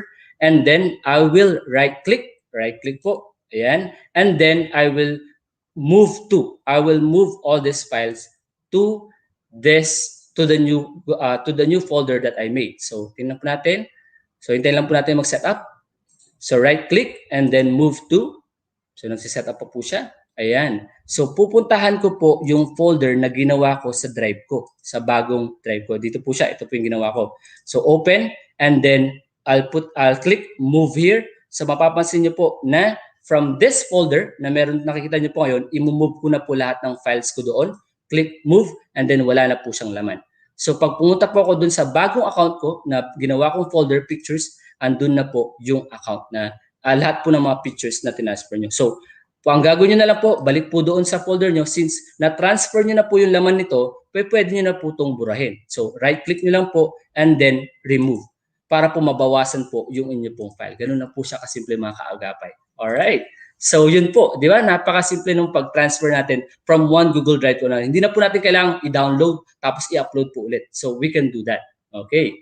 Next po naman po natin, after we move and transfer, ang next po natin na gagawin ay ito po. Okay. Ay ito pong ating adding a shortcut folder to G Drive from external sources. Ito na po yung importante mga co-teachers. For sure, marami po sa atin na pag may mga nakikita po mga resources na nakita po sa mga ibang website, tapos sana maidlagay ko dun sa folder ko na mabilis. How do I do this? So magbigay po tayo ng halimbawa. So, for example po, ito pong atin pong channel. So sa Maestro Johnny, meron po ako ditong ginawang video na kung saan meron po akong shinare na mga Google Drive. Nandun po yung mga games, PowerPoint games. So pag inopen po natin dito po sa description box ng aking video, meron po ako dito na mga video, nakalagay po, free PowerPoint links. Kapag kinlik ko po itong link na to, i-open niya po lahat ng mga free PowerPoint games na gusto ko pong i-share dun sa ibang mga teachers. Okay? So, ano po, sir, paano ko po ilalagay ito? Na-click ko na po yan. Ganito, ano pong gagawin ko para ma-save to doon sa Google Drive? So, pag na-click niyo na po yung Google Drive link, makita niyo na po lahat ng files nung pinagkuhanan niyo po, di ba? Gusto niyo pong ilagay yun doon sa file. Ang gawin niyo lang po, i-click niyo lang po muna dito sa may upper right, piliin niyo po yung account na gusto niyo paglagyan para po ma-open siya doon. So, ayan na po, di ba? So, once na na-open niyo na po yung account na gusto niyo paglagyan nito, ang gagawin niyo na lang po mga kaagapay, i-click niyo lang po dito. Yan, makita niyo po dito sa drop down, and then add shortcut to Drive. Add shortcut to Drive. Pag kinlik niyo po yan, then click this one, My Drive, and then add shortcut. Add shortcut. So, ang mangyayari po niyan, gagawa po siya ng shortcut sa Google Drive po ninyo, sa My Drive po ninyo, para madali niyo siya ma-access. So, pag pinalikan niyo po sa My Drive, mapapansin niyo po, meron na po kayong shortcut ng mga free PowerPoint games. So, kahit sa ang website, napaka-importante po mga kaagapay na ito po for sure po yung maganda pong gawin natin para pag may mga nakita po tayo mga files na sinishare po sa atin, you just simply add it to your Google Drive para po madali niyo po siyang ma-access. Okay? So yun po, napakadali lang po, di ba mga kaagapay?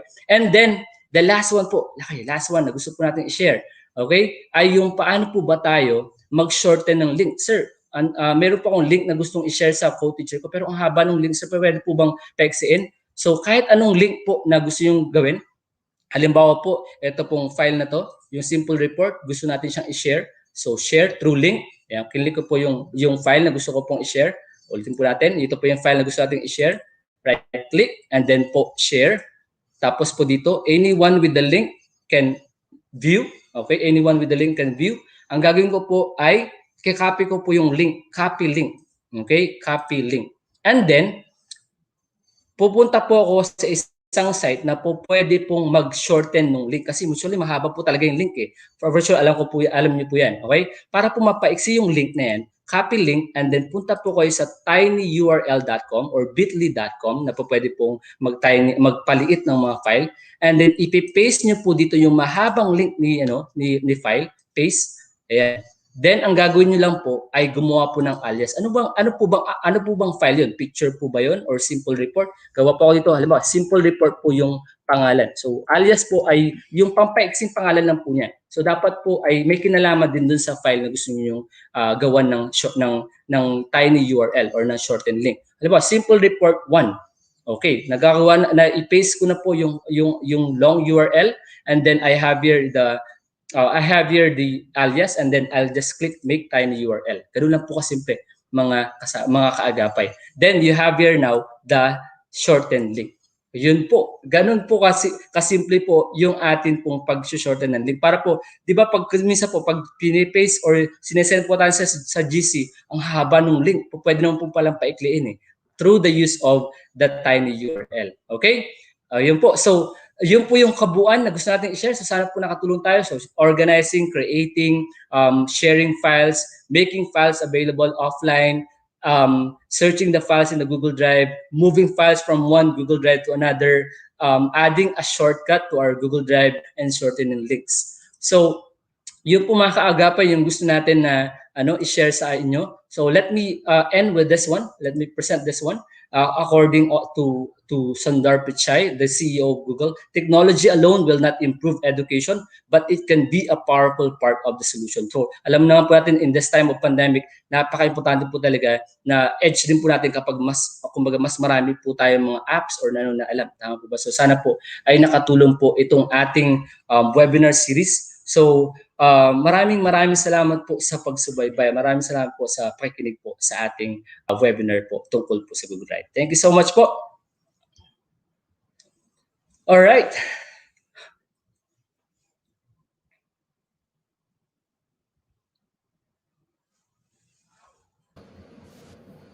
Teacher Franco, naka-mute ka ba? Yan. Yung mic. Kasi yun, maraming salamat. I think we have a couple of minutes before tayo mag-transition to entertain or give comments sa Teacher Pao, sa Jambi. Meron ba kayong mga comments, suggest, questions to Master Diony? Although alam ko napaka-comprehensive, ang dami ko rin natutunan. Pinaka-gusto ko natutunan yung nalagay ng emoji sa pangalan. Ang gandang visualizations. Gagawin ko yun mamaya pag nag-organize ako ng Google Drive ko. Thank you, Maestro Diony, for that. Okay. Teacher Pao, Sir Jambi? Yes. Meron ba tayong mga questions? Natuwa lang ako kasi that's one challenge right now, to organize the files with everything being online. And you want to make sure you don't lose any files so that you don't have to do them again. So, hindi yung parang nawala yung file, hindi ko na mahanap. Saan ko siya mahanap? Kung nasa USB ko ba yan? Di ba? Terabyte, meron kang USB, di mo alam kung ilang USB na yung hawak mo pag nawala pa yun, di ba? So, very, very helpful din yung tips ni Maestro Johnny. Napaka-organized. Ang ganda nung tips for organization. Okay, pero taga teachers, you can always reorganize naman kung medyo magulo na yung Google Drive natin. Pero it's always a good thing if we'll start from the start. Pag nag-open tayo ng Google Drive natin, mag-implement na tayo ng ating organizational style. Hindi naman kailangan na standard or pare-pareho. Find your own groove in organizing your files. Okay? Sir Jambi, bago natin i-post yung question, baka meron kang comment or reaction sa presentation ni Maestro Diony? Hindi, nainis ako kay Maestro Johnny. Marami ko kasing pinaproblema eh. Tapos ngayon, dadagdag pa yung paano ko susundan yung walkthrough na yun? Ayoko na mag-walkthrough pagkatapos. Hindi, galing sir. Yun nga, tama yung sinasabi nila. Nakakatuwa na very organized yung presentation mo of how it is to organize your files. Diba? So, yung content and yung form magkahalo. So, kaya naman pala, yun? Day 1 pa lang ng lesson natin, in-announce mo na sa amin na GCE level 2 ka na. Ayan, congratulations. Yes, congratulations, man. Kitang-kita nyo naman, no? Exemplifying, no, kung ano ng mga GCL2. Ganyan yung level ng mga GCL2 natin. Kaya, congratulations sa Maestro Diony. Okay? Thank you so much po. So, again, ito may isang question, Maestro Diony, baka pwede natin sagutin bago tayo lumipat sa ating next session. This is from Miss Virginia Valdez Cayabyab. May feature po ba sa storage na possible na maayos ang file by date? Okay, so tignan po natin. Hindi natin ma-announce for, no? Ano yung file natin. So we have here, ang option po natin dito sa pag-organize po ng file natin ay, yan po, meron po tayong 4 ways. Yung name po, alphabetically arranged. Pwede po last modified.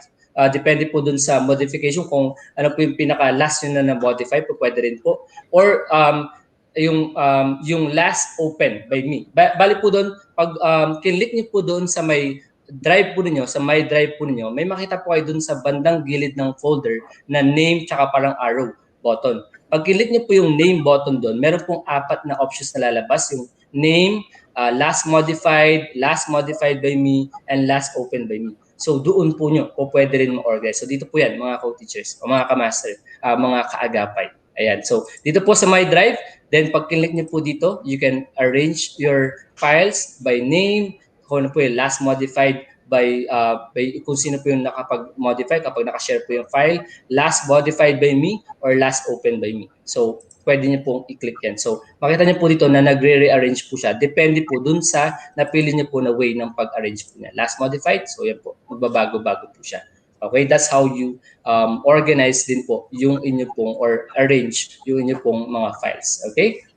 Ayan. So parang po mas madali. Alam mo po, ito po ay meron po kayong file na minodify nito lang. So gusto niyo yung po yung nasa pinakaunahan. So last modified by me, ang piliin po ninyo. So yan, lalabas na po yan dito, yung file na pinaka-last na na-modify po ninyo or na gamit po ninyo. Yun. Yan po, sir.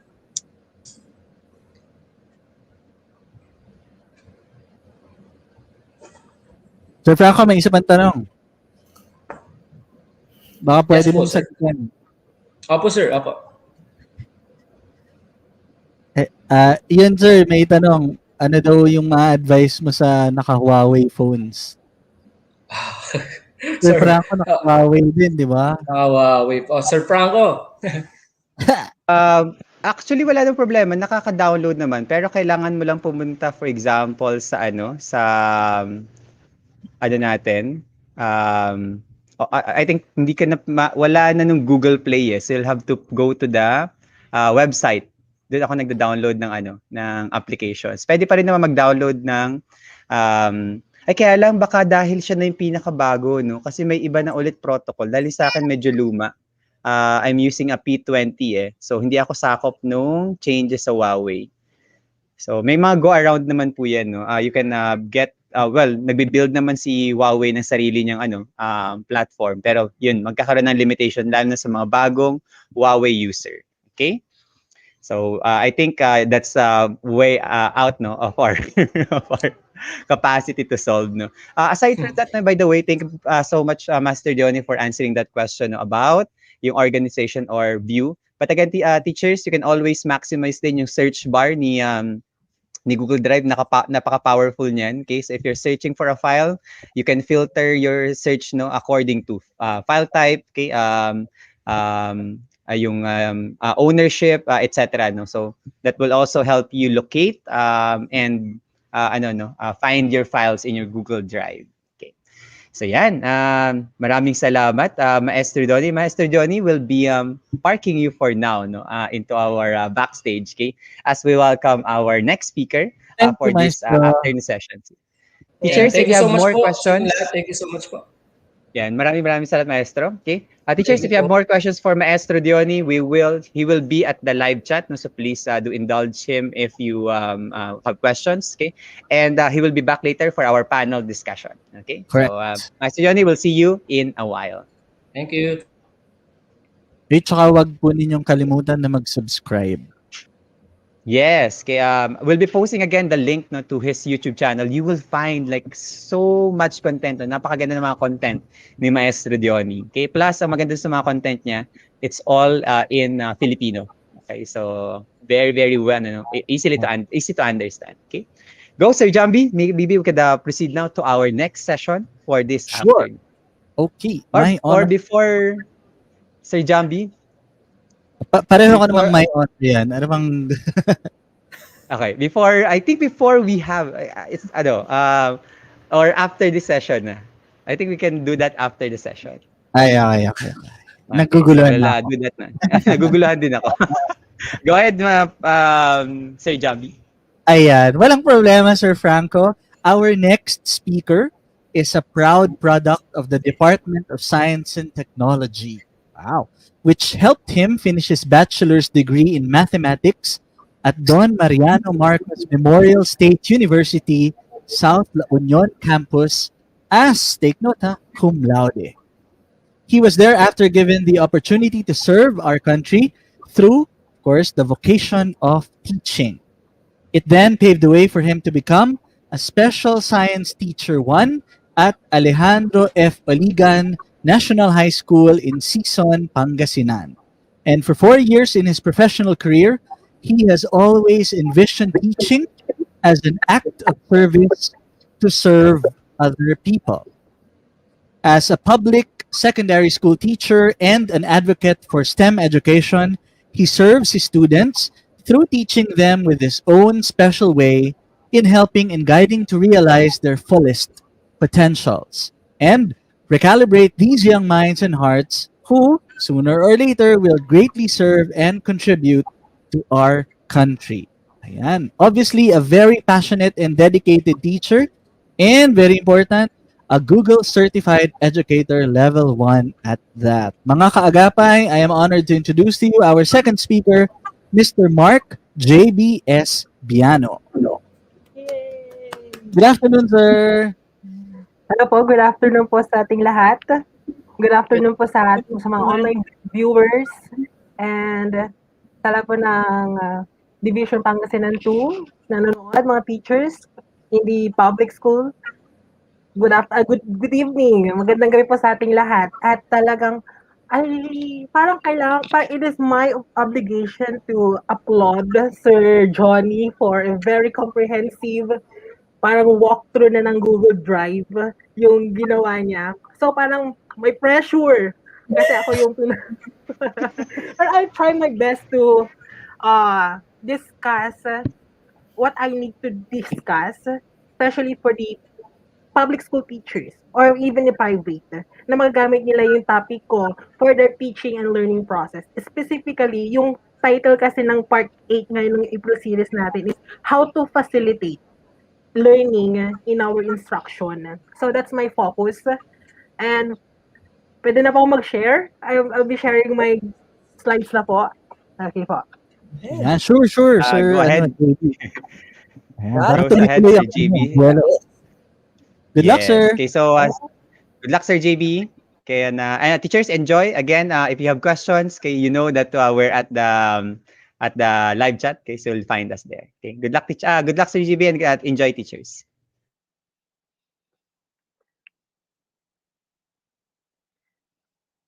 Okay, magandang gabi po pa rin po. Ulitin ko po, magandang gabi po sa ating lahat for the online viewers, especially for my co-teachers on in our field of teaching. So, my topic is all about Google Forms. So, andyan na po, nakitang-kita po natin. And I am proud to say that I 4 years in the teaching career at Alejandro F. Ligan National High School, specifically at the Department of Education Pangasinan 2. So, this will be the last topic for the April series part 8, Facilitating Learning Using Google for Education Tools. So, there are 2 parts. Okay, ito po yung outline ng topic ko. pinakaano po talaga, hinat ko na po talaga siya kung ano talaga importante.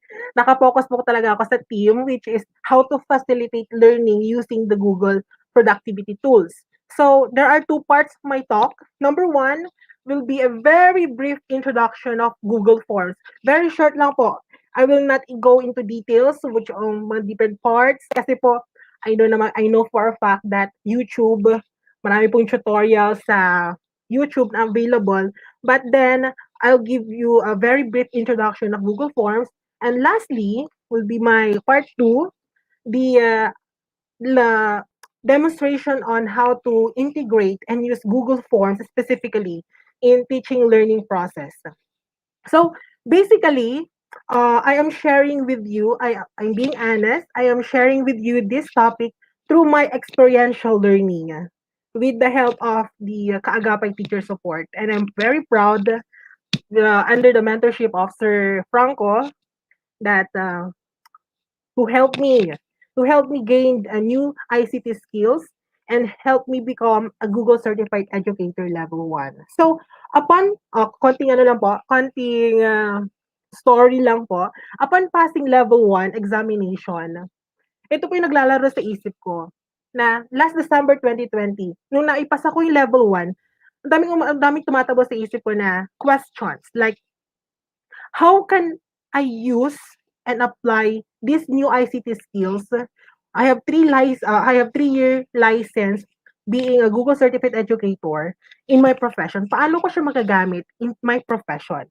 So apparently, little by little, I was able to apply what I have learned as a beginner.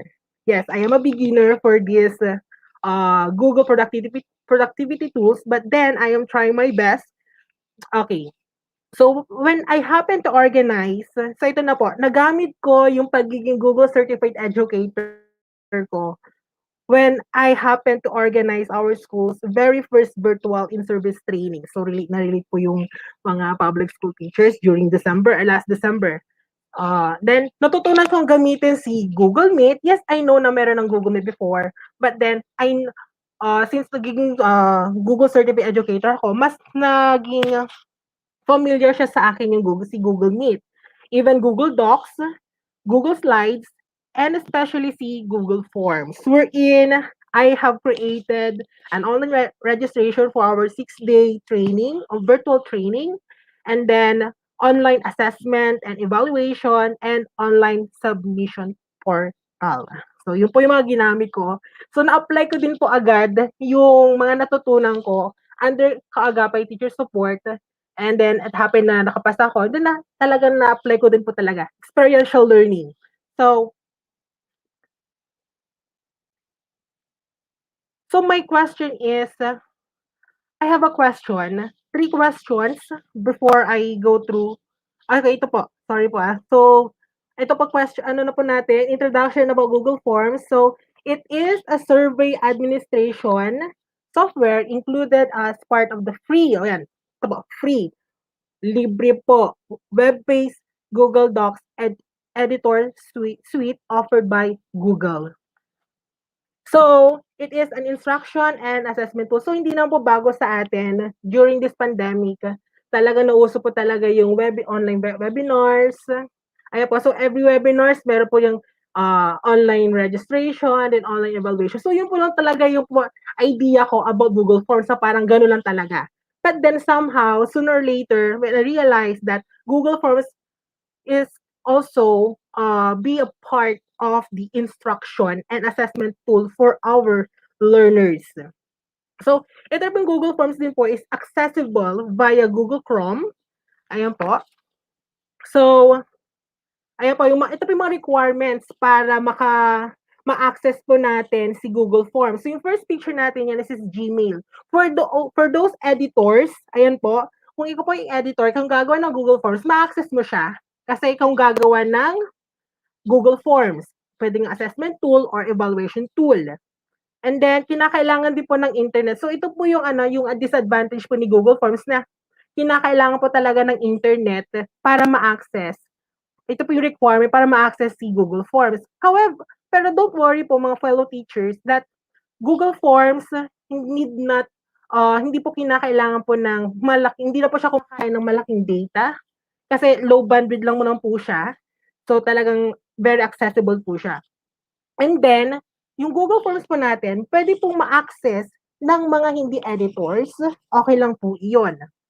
And then, accessibility, andyan po yung pwede po natin siyang ma-search sa Gmail, basta meron po tayong Gmail account, or pwede po tayo, meron Google Workspace sa organization po natin, ma-access po natin siya. Okay, and then, open lang po natin si Google Drive, and then click new icon, then mahanap po natin doon si Google Form. And then, second is yung mobile phone. Ma-access din po natin si Google Forms gamit si mobile phone po natin. However, ma-access po natin siya kapag gagamitin po natin yung Chrome app. Okay po. So, pangatlo is yung Chrome tab po gamit po natin yung laptop phone natin.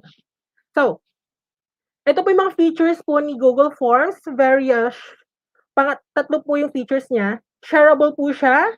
So, easily share your forms to collect data. So, ayun po, mapapansin po natin that during our webinars na inatendan po natin, meron po talaga silang sinishare na data na Google Forms to collect data from us, specifically kapag kinakailangan ng attendance.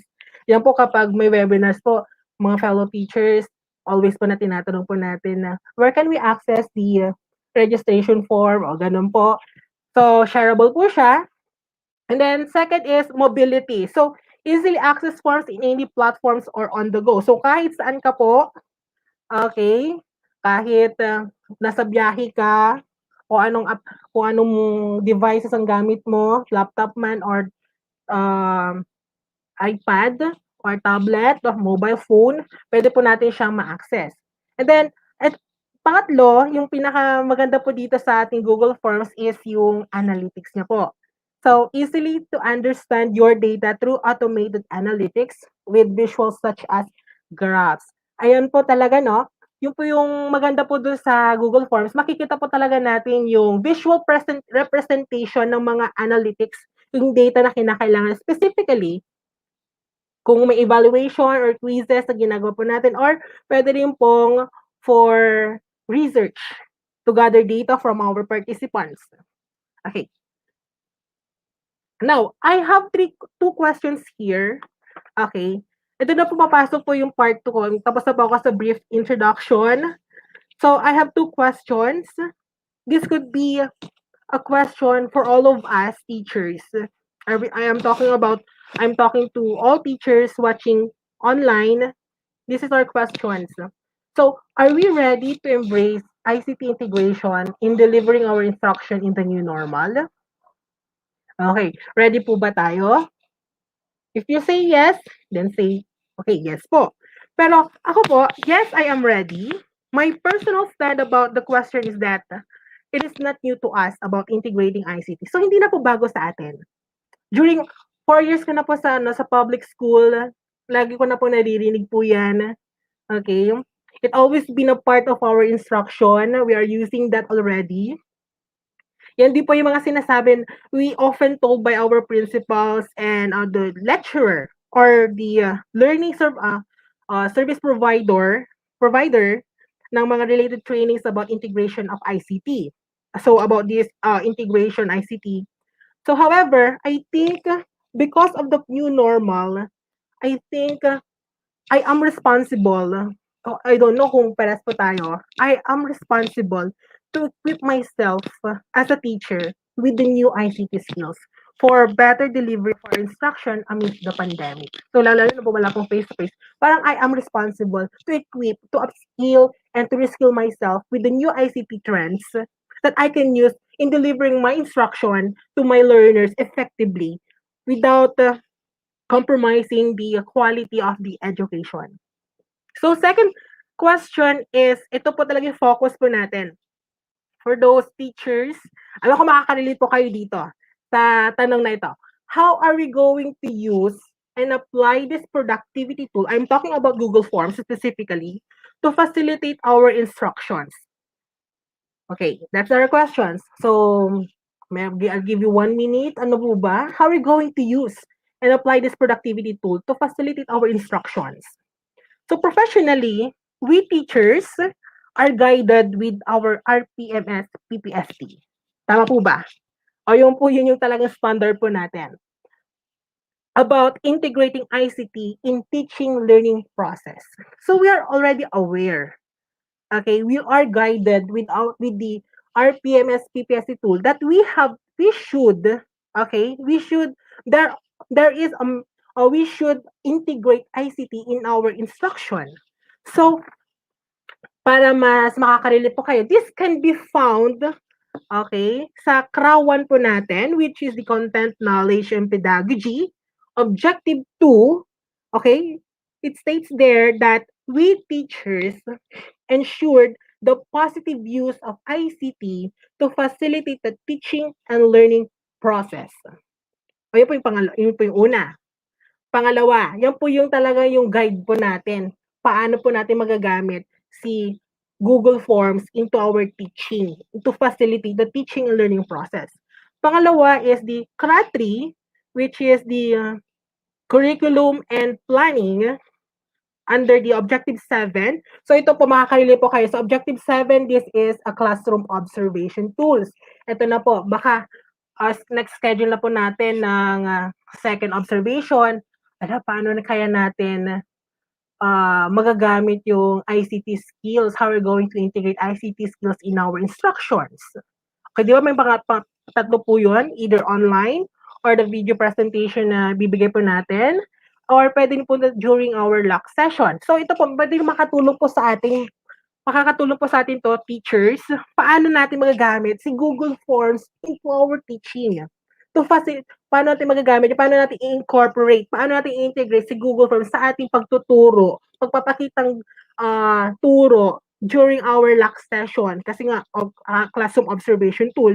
So, sa Objective 7, sabi po doon is, the teachers should select, develop, and organize and use appropriate teaching and learning resources, including ICT, to address learning goals. So, I believe that hindi na po tayo mahihirapan because I am giving an idea, to select or use Google Forms, as our tool.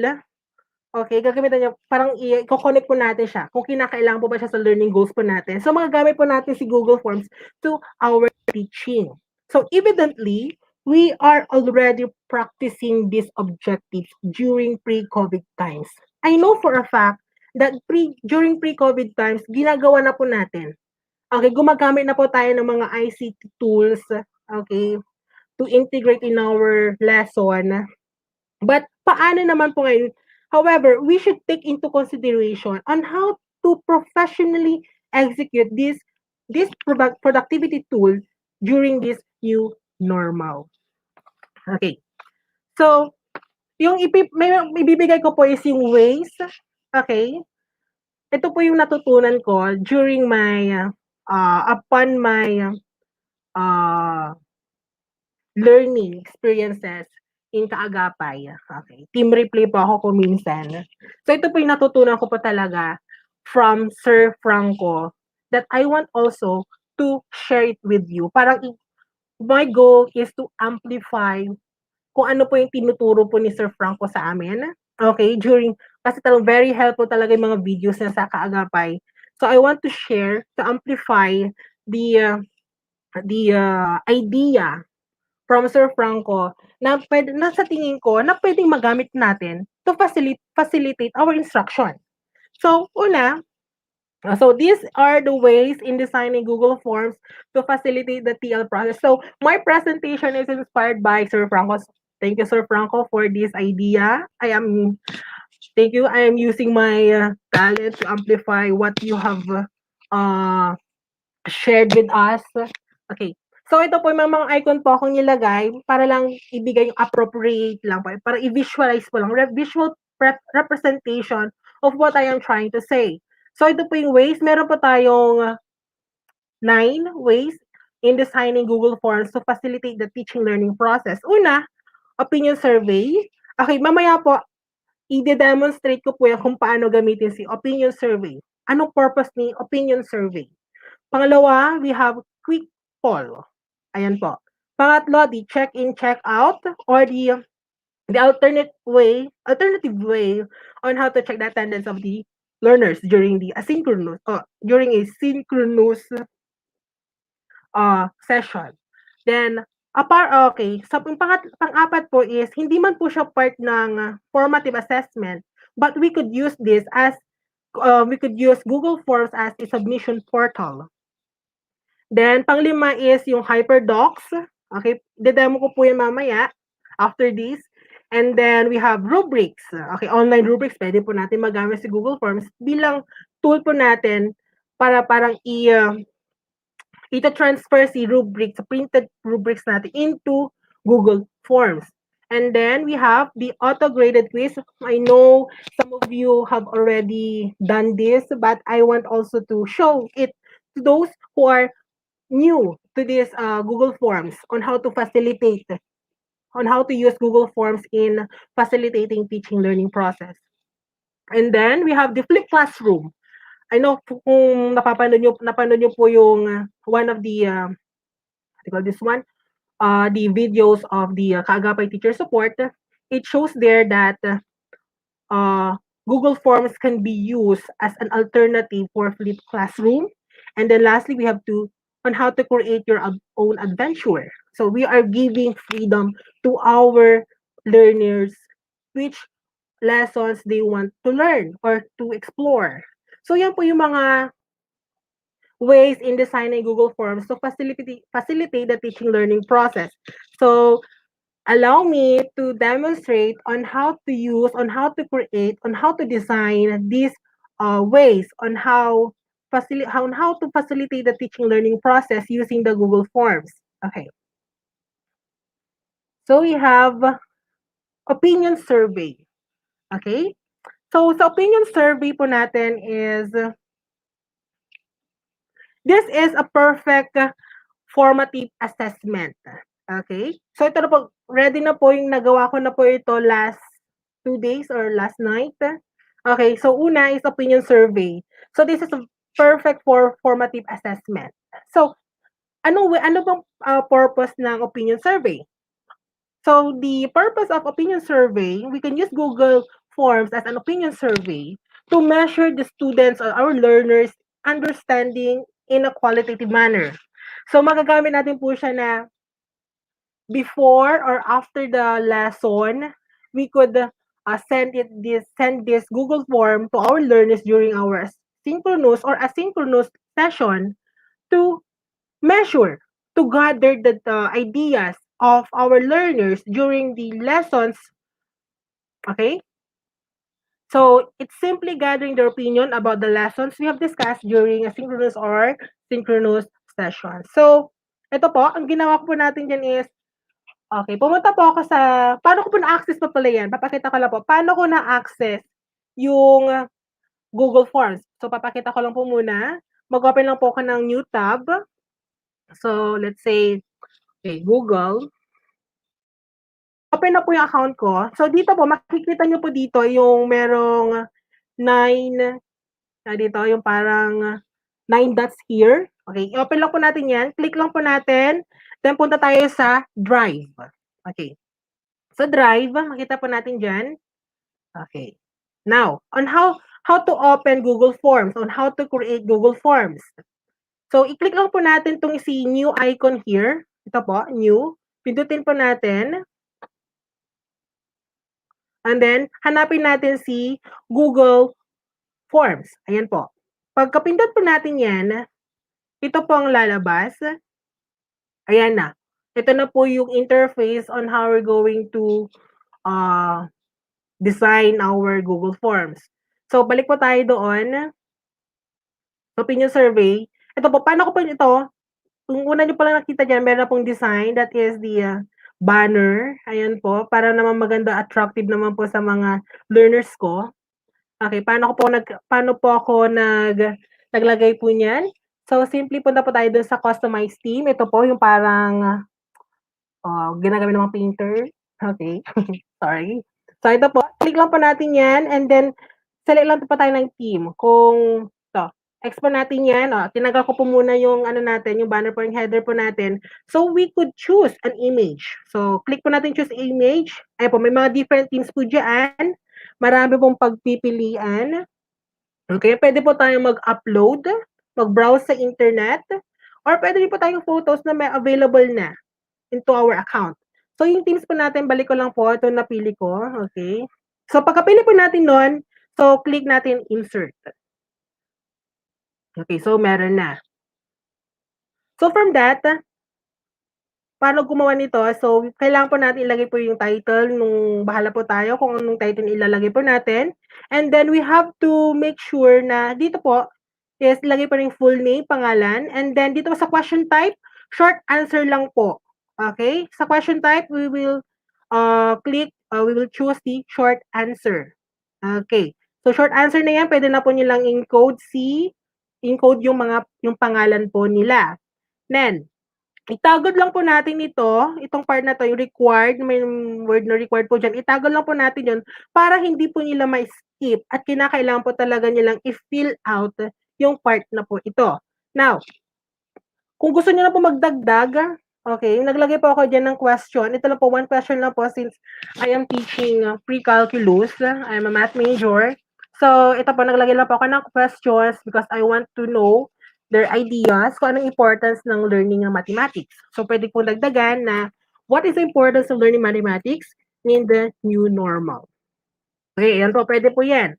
So, pwede po dito is, pwede pong short answer. Depende po sa ano tayo, sa question type po natin.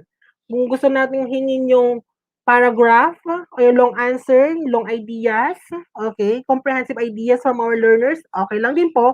Or pwede rin pong short answer lang din po. Ang maganda po dito, tip po natin dito is, ang maganda po dito sa opinion survey is, we are able to set validation from the responses or to control the responses of the students. Baka sobrang dami na pong nailagay po nila, baka yun ganun po. And then pwede rin pong short answer lang po, set validation na po. So on how to set that, we have to click this 3 vertical dots here. Ayan po, makikita po natin dyan yung response validation. So sa response validation natin, yung kung ilang number of characters ang kinakailangan. So number, okay, kung ano greater is greater than, mag-set po tayo dyan kung ilang number lang po. Okay. Yung length, pwede po na introduce natin po yung length. Ayan. Okay po yan, Try po natin yung length. And then yung maximum character count. So ilagay po natin, pwede ito ilagay natin is 100 characters. Okay. Now, pwede nating subukan na po. So, ang maganda po dito is makikita po natin yung kabuuan or kung ano po yung itsura ng Google Forms po natin kapag na-access na po ng ating mga learners. So, dito po, click lang po natin itong preview. Ayan po, yung mata, icon here, preview icon. So, ito po yung kabuuan ng ating opinion survey. So, we could send this to our learners para hingin po yung kanilang mga idea. So, try po natin. So, I write my name.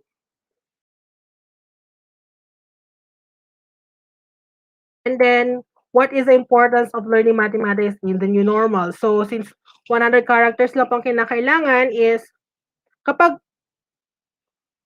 ayan, okay, I think the importance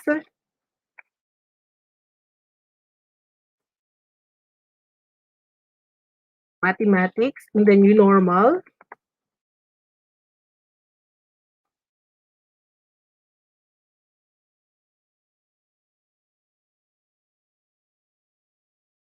Okay, so it's very important to me because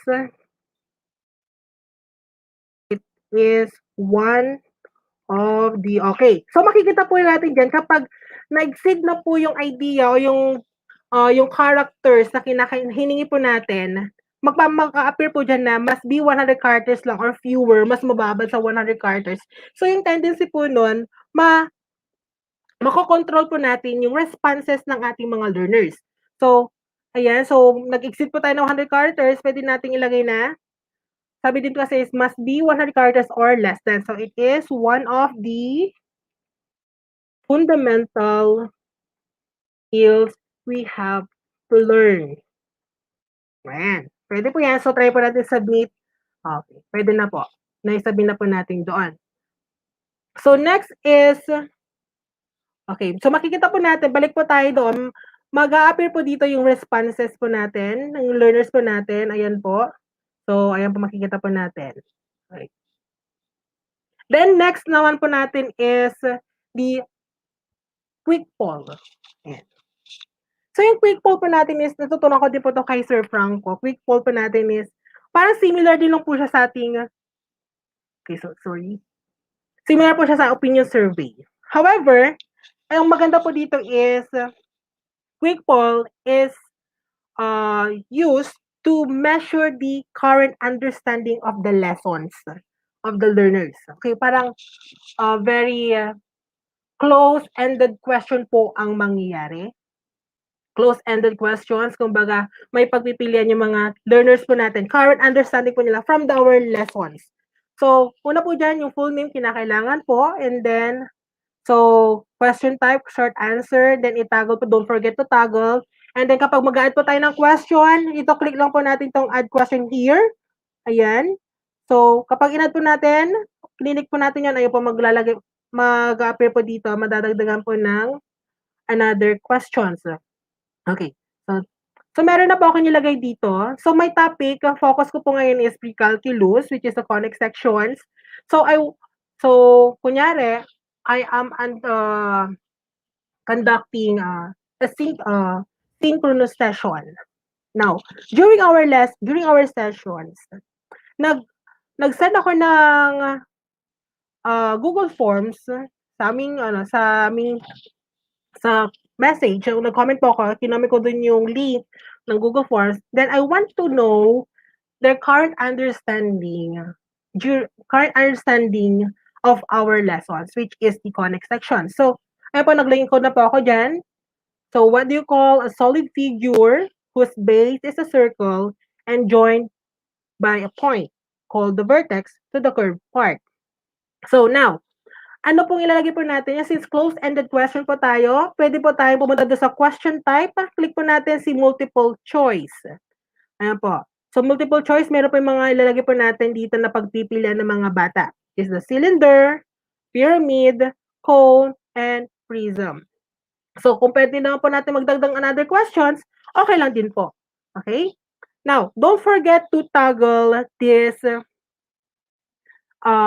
questions para required po talaga silang magsagot. So, okay, so it is good about the good about this quick poll is during the synchronous classes. So, we could see the results of their responses immediately. Makikita po natin agad-agad yung responses ng mga estudyante po natin during the synchronous session. Okay, so natapos na po natin dyan. Natagol ko na po ito, which is required po yan. Then, try po natin i-preview. So, preview po natin. Okay, name. Okay, I'll write my name.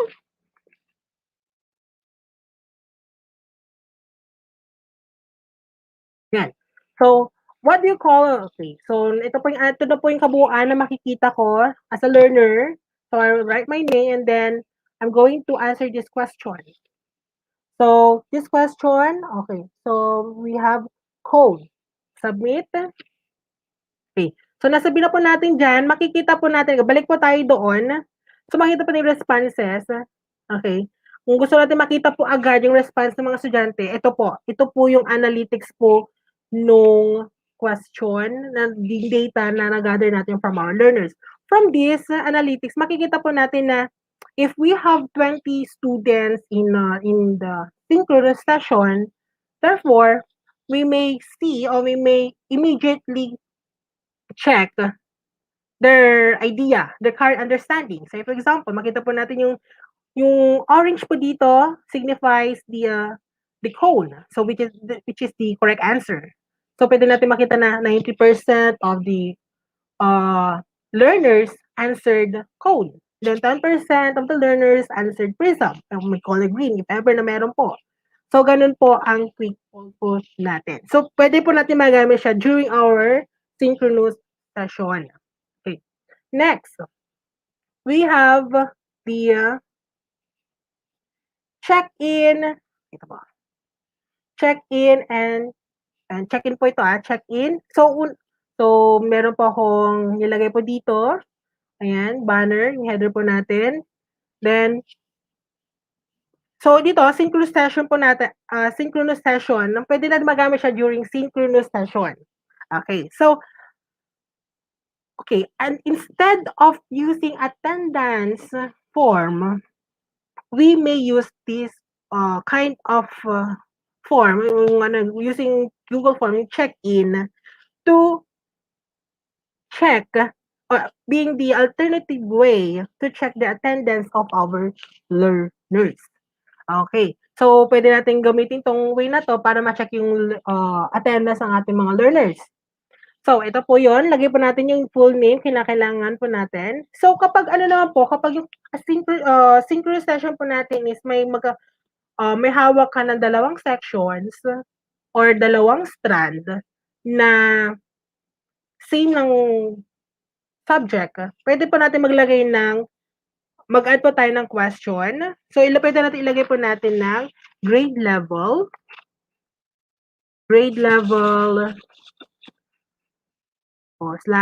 /section. So, pwede po natin ilagay ng drop down. Ayan, sa question type natin. Drop down or okay, drop down po tayo. Try po natin. Ano ba mga section na hawak ko?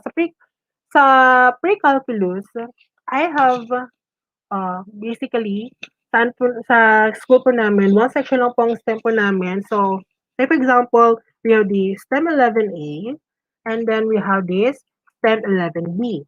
So, say for example, meron pa tayong dalawang section from STEM 11B. Okay, pwede po yan. And then, don't forget the toggled. And then, we may opt to add another questions. What are your learning expectations in our current lesson, conic section? So, what are the learning expectations in our current lesson, conic sections? So, bago sila mag-start, pwede na po natin ibigay po itong check-in. So, don't forget to toggled. And then, go na po tayo sa preview. So, preview, okay, let's try. Kunyari, estudyante ko si Catriona Gray. Okay, estudyante ko si Catriona Gray, magaling siya. So, from STEM 11B siya, yan. And then, what are her learning expectations in our current lesson? So, say for example, my expectation in learning conic section is, okay, let's see. My expectation in learning conic section is impactful. Ayan. So, for example lang, impactful, and to see situation with the silver lining. Okay, situation with the silver lining. Okay, silver lining. Okay. So, sabi na po natin. Okay. Now, pwede pong check po natin responses. Okay. Ang kagandahan po dito sa check-in, fellow teachers, is that hindi na po natin kinakailangan. Since we are using check-in as an alternative way sa attendance form, hindi na po natin kinakailangan mag-add question po dito ng date. Because it automatically generates Google Sheets. Yung Google Sheets na yun, makikita po doon, magre-reflect po doon yung time stamp po nila, yung date po nila, kung kailan po sila pumasok o anong oras sila pumasok sa synchronous session. So, dito po, punta po tayo sa responses. Makikita po natin dito yung color green po dito. Okay. So, dito, when we click this, okay, yan, nakagawa na po kasi ako. Ayan, ito po yung time span from the Google Sheets. Automatic mo po talaga po yan. So, makikita po natin time span po ni Catriona Grace, April 30, ayan, 7. Okay, 7:08. Okay, so, ayan po lahat. So, ganun po, hindi na po tayo mahihirapan na i-check yung time or day kung makikita rin po natin na baka late na umattend yung yung ano po natin, learners. Ganun po. Okay, next, we have, of course, kung may check-in, meron po tayong check-out. So, it is our way din po to check the attendance after our session. Para lang po, ma-check lang po talaga natin kung talagang nandun po sila the whole session po, from the very start until the last minute of the session. Ngayon, kung ang learning syempre ilagay po natin pa rin po yung name.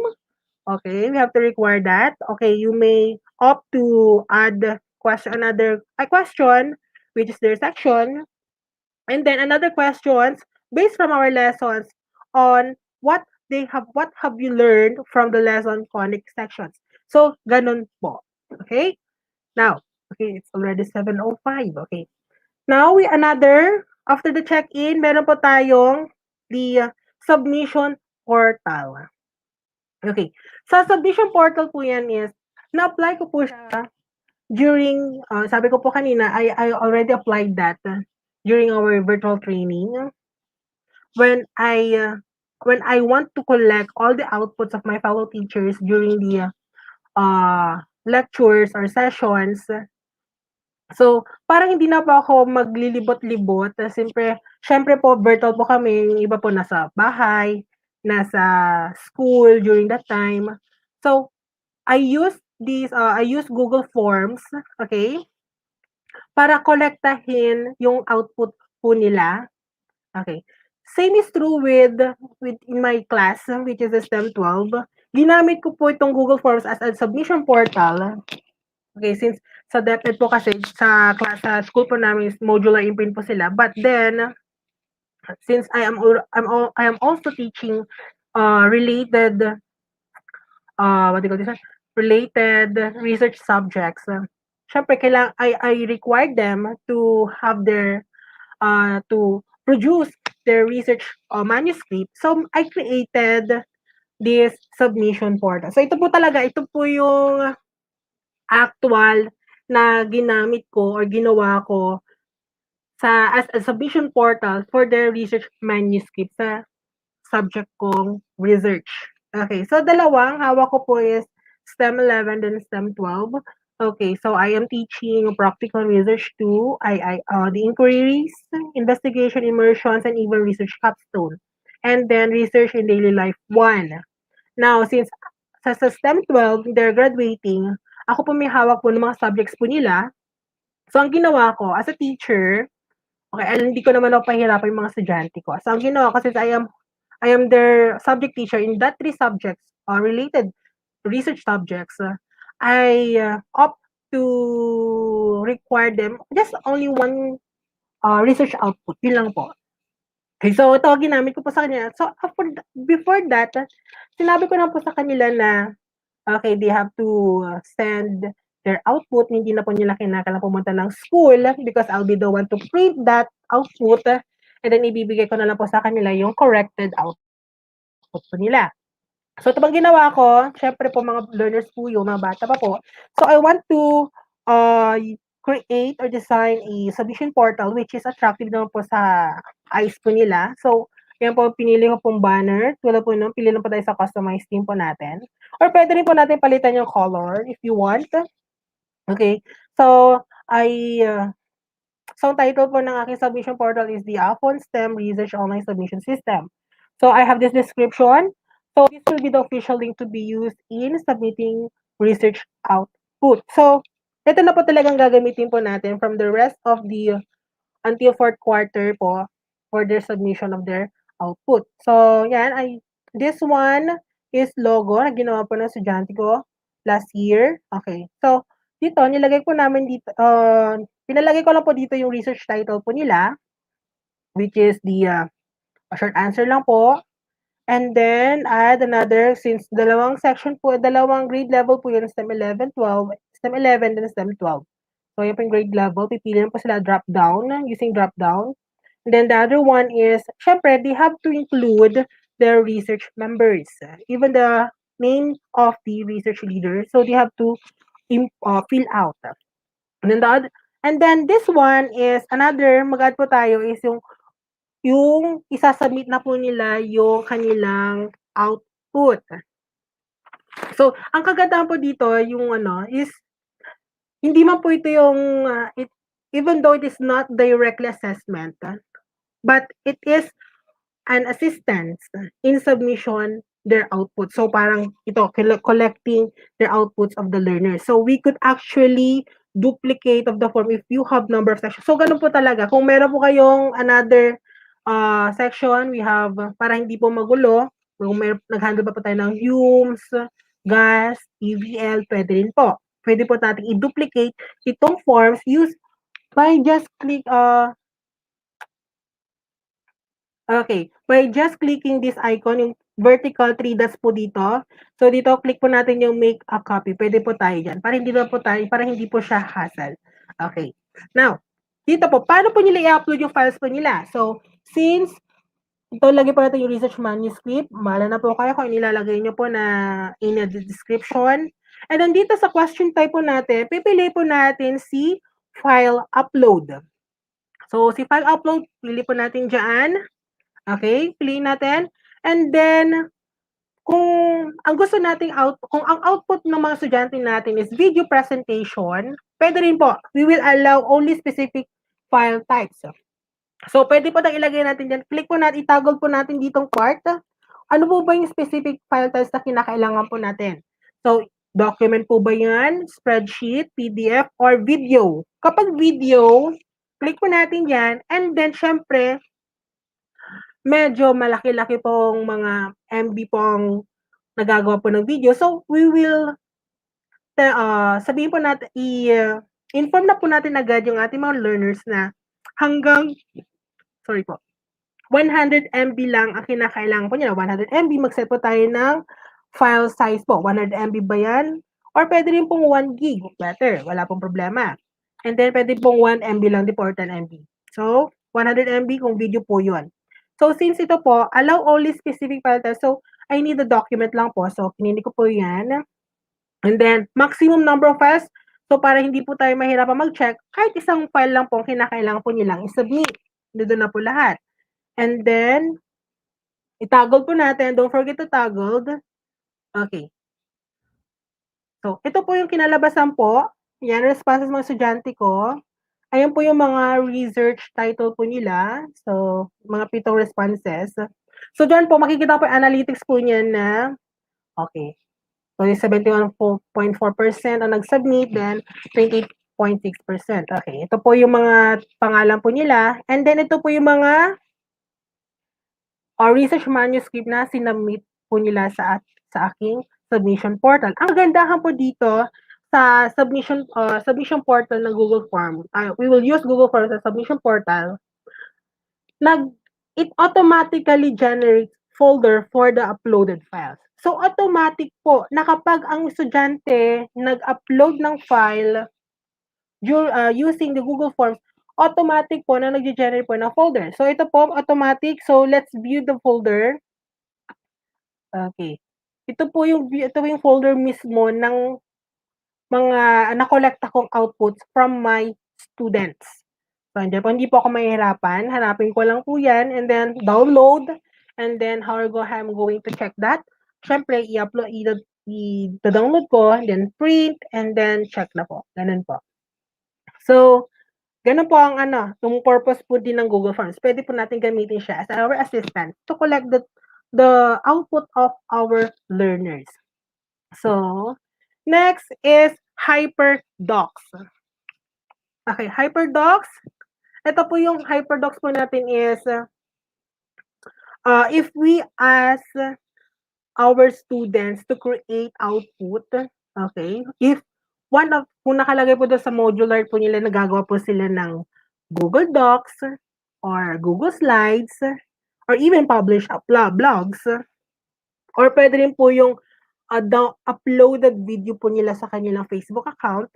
Okay, kung kinakailangan po natin nilang i-submit yung mga yon, so pwede po nating ask them to send the link of their outputs para po ma-organize. So, ginawa ko po dito, so kailangan po ng pangalan, okay? And then okay.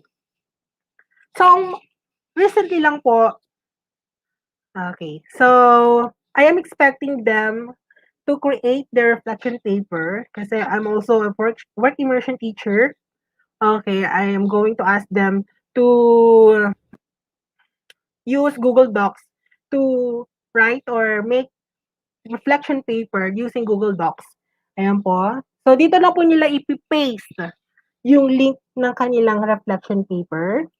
Okay. And then, pwede rin po dito yung sooner or later, pwede rin silang gumawa ng portfolio. We could use Google Slides para gumawa sila ng portfolio po nila, digital portfolio. So, dito, i-click lang po, i-send lang po nila yung, pipaste lang po nila dito yung link ng kanilang portfolio using Google Slides.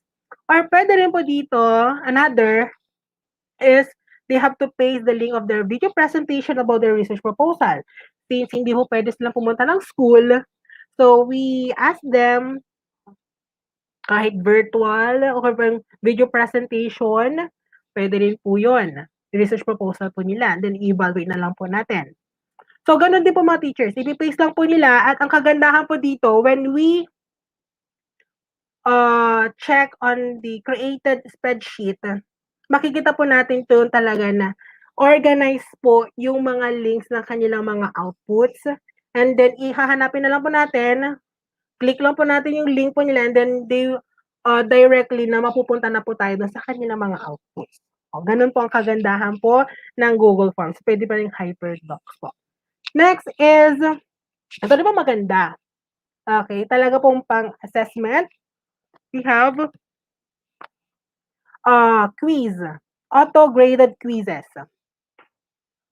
Okay, we can use Google Forms as a way. Okay, so a portal wherein automatically mag-gradean yung kanilang mga quizzes. So we have this, and so quiz on pre-calculus connect section. So magbigay ka ng description, hello learners, this is your first quiz in our lesson, so good luck. So next is name. Now, kung mapapansin niyo po dito, I entered another section.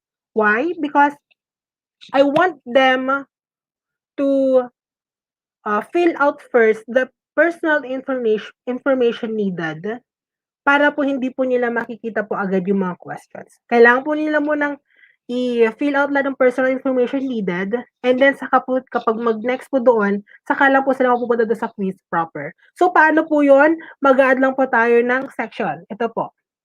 Add section po yung dalawang rectangle po dito. Rectangular prism po dito. Dalawa lang po yan. So, click lang po natin yan. Mag-add na po tayo ng section. Doon na po tayo.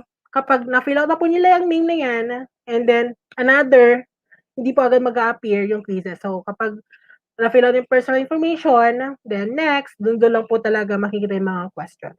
Pwede po natin gawin po yun din. Possible din po na each question, para hindi po nila mabalikan. Okay. Pwede po yun. Parang, what do you say, academic honesty, academic integrity, ganyan po. So, pwede pong per question, pwede po tayong mag-add ng section para po hindi po okay po.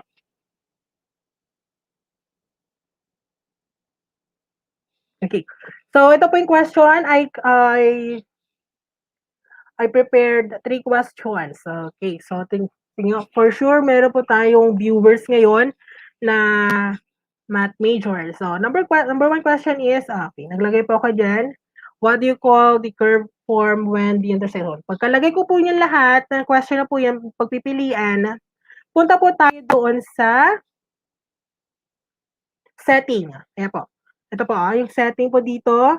Pag-click po natin yung setting na yan, punta po tayong general. Okay, pwede po tayo mag-collect ng email nila.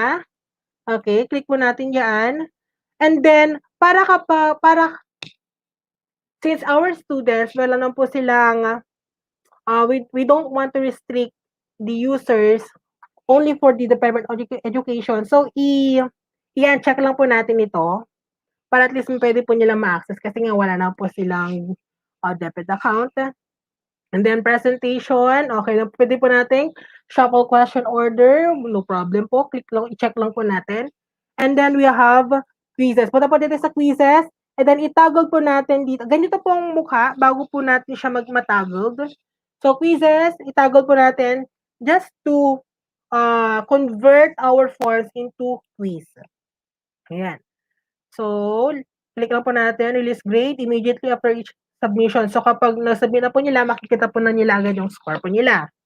So, respondents can see, okay, missed questions, of course, correct answers, and then point values. So, po yung makikita po nila after viewing their results.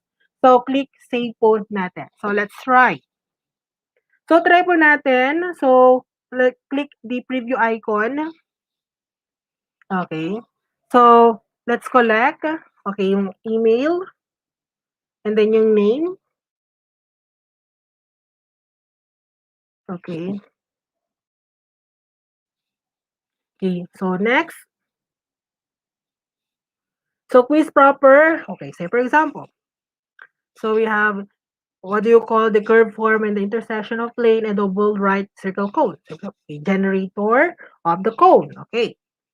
What do you call the curve form when the plane is cut and parallel to two generators for the cone? So we have hyperbola. Then, what do you call the curve form when the plane is cut and it's not parallel to any generator of the cone? So, elipse. So, okay, submit, click submit. So, dito po makikita po na kagad po nila yung kanilang score. So, click view score. Ayan po, 2 over. So, may mala. So, makikita po, magkakaroon po ng feedback sa estudyante. Makikita po niya po agad yung result. So, dito, as a learner, makikita ko agad na, okay, number 1, mali ko pala. So, the correct answer is conic. Okay, so may immediate feedback po yan. Okay.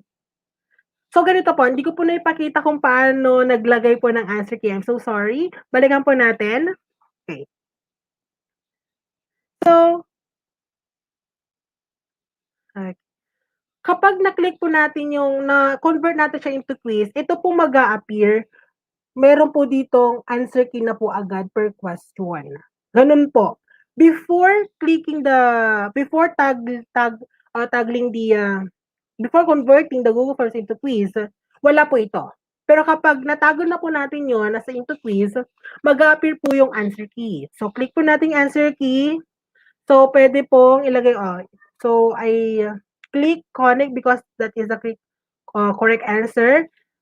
And then, pwede po tayo magka-point kung ilang points na po ang katumbas po niya. So, 1 point or 2 points. So, it's up to us, teachers. And then, ang kagandahan po dito is magkakaroon po na, okay, ganun po, pangalawa. Okay. Ganun din po. Click lang po natin, answer key. The number 3, ganun din po, mag-click lang po ng answer key. Now, after that, pwede po tayong maglagay po ng feedback. Ito po ang maganda po sa quiz po natin. We can create an automatic feedback. Okay, so done na po tayo dyan.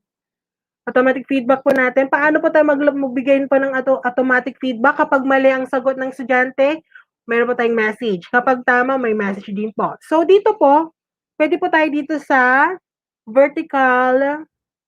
Click po natin yung question. And then meron po tayo dito sa vertical 3 dots. Click po natin. And then punta tayo dito sa description. Okay. Tama ba yun?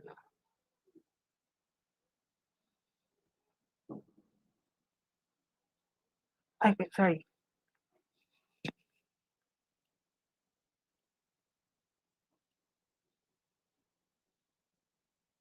Okay, so answer key. Ito po pala, sorry. Feedback, punta po tayo doon. And then, edit po natin. Ayan po, add feedback. Sorry po. So, incorrect answers. Kapag incorrect po ang sagot po ng mga ating learners, pwede po lang sabihin na, thank you for trying. And then, kapag tama naman yung sagot nila, we could type, great job. And then, save. Sorry po. Then, click done. Ganun po ang pagbibigay po ng feedback. Upon converting our Google Forms into to quiz, right? Answer key here, and then we could immediately write a feedback for the correct answers and the incorrect answers. Okay, next is rubrics. Okay. So, pwede po itong rubrics. Tayo lang pong gagawa po dito sa rubrics. Okay. I-evaluate po natin yung output ng mga estudyante po natin. So, ang hassle lang po kasi nga, ilalagay po natin lahat ng mga pangalan ng ating mga estudyante. Okay, so nagbigay po ako ng apat dyan, si Juan de la Cruz, Sushmita Sen, Katrina Gray, JB Biano. So, apat na estudyante using the question type drop down. Okay. Now, nag-add din po ako.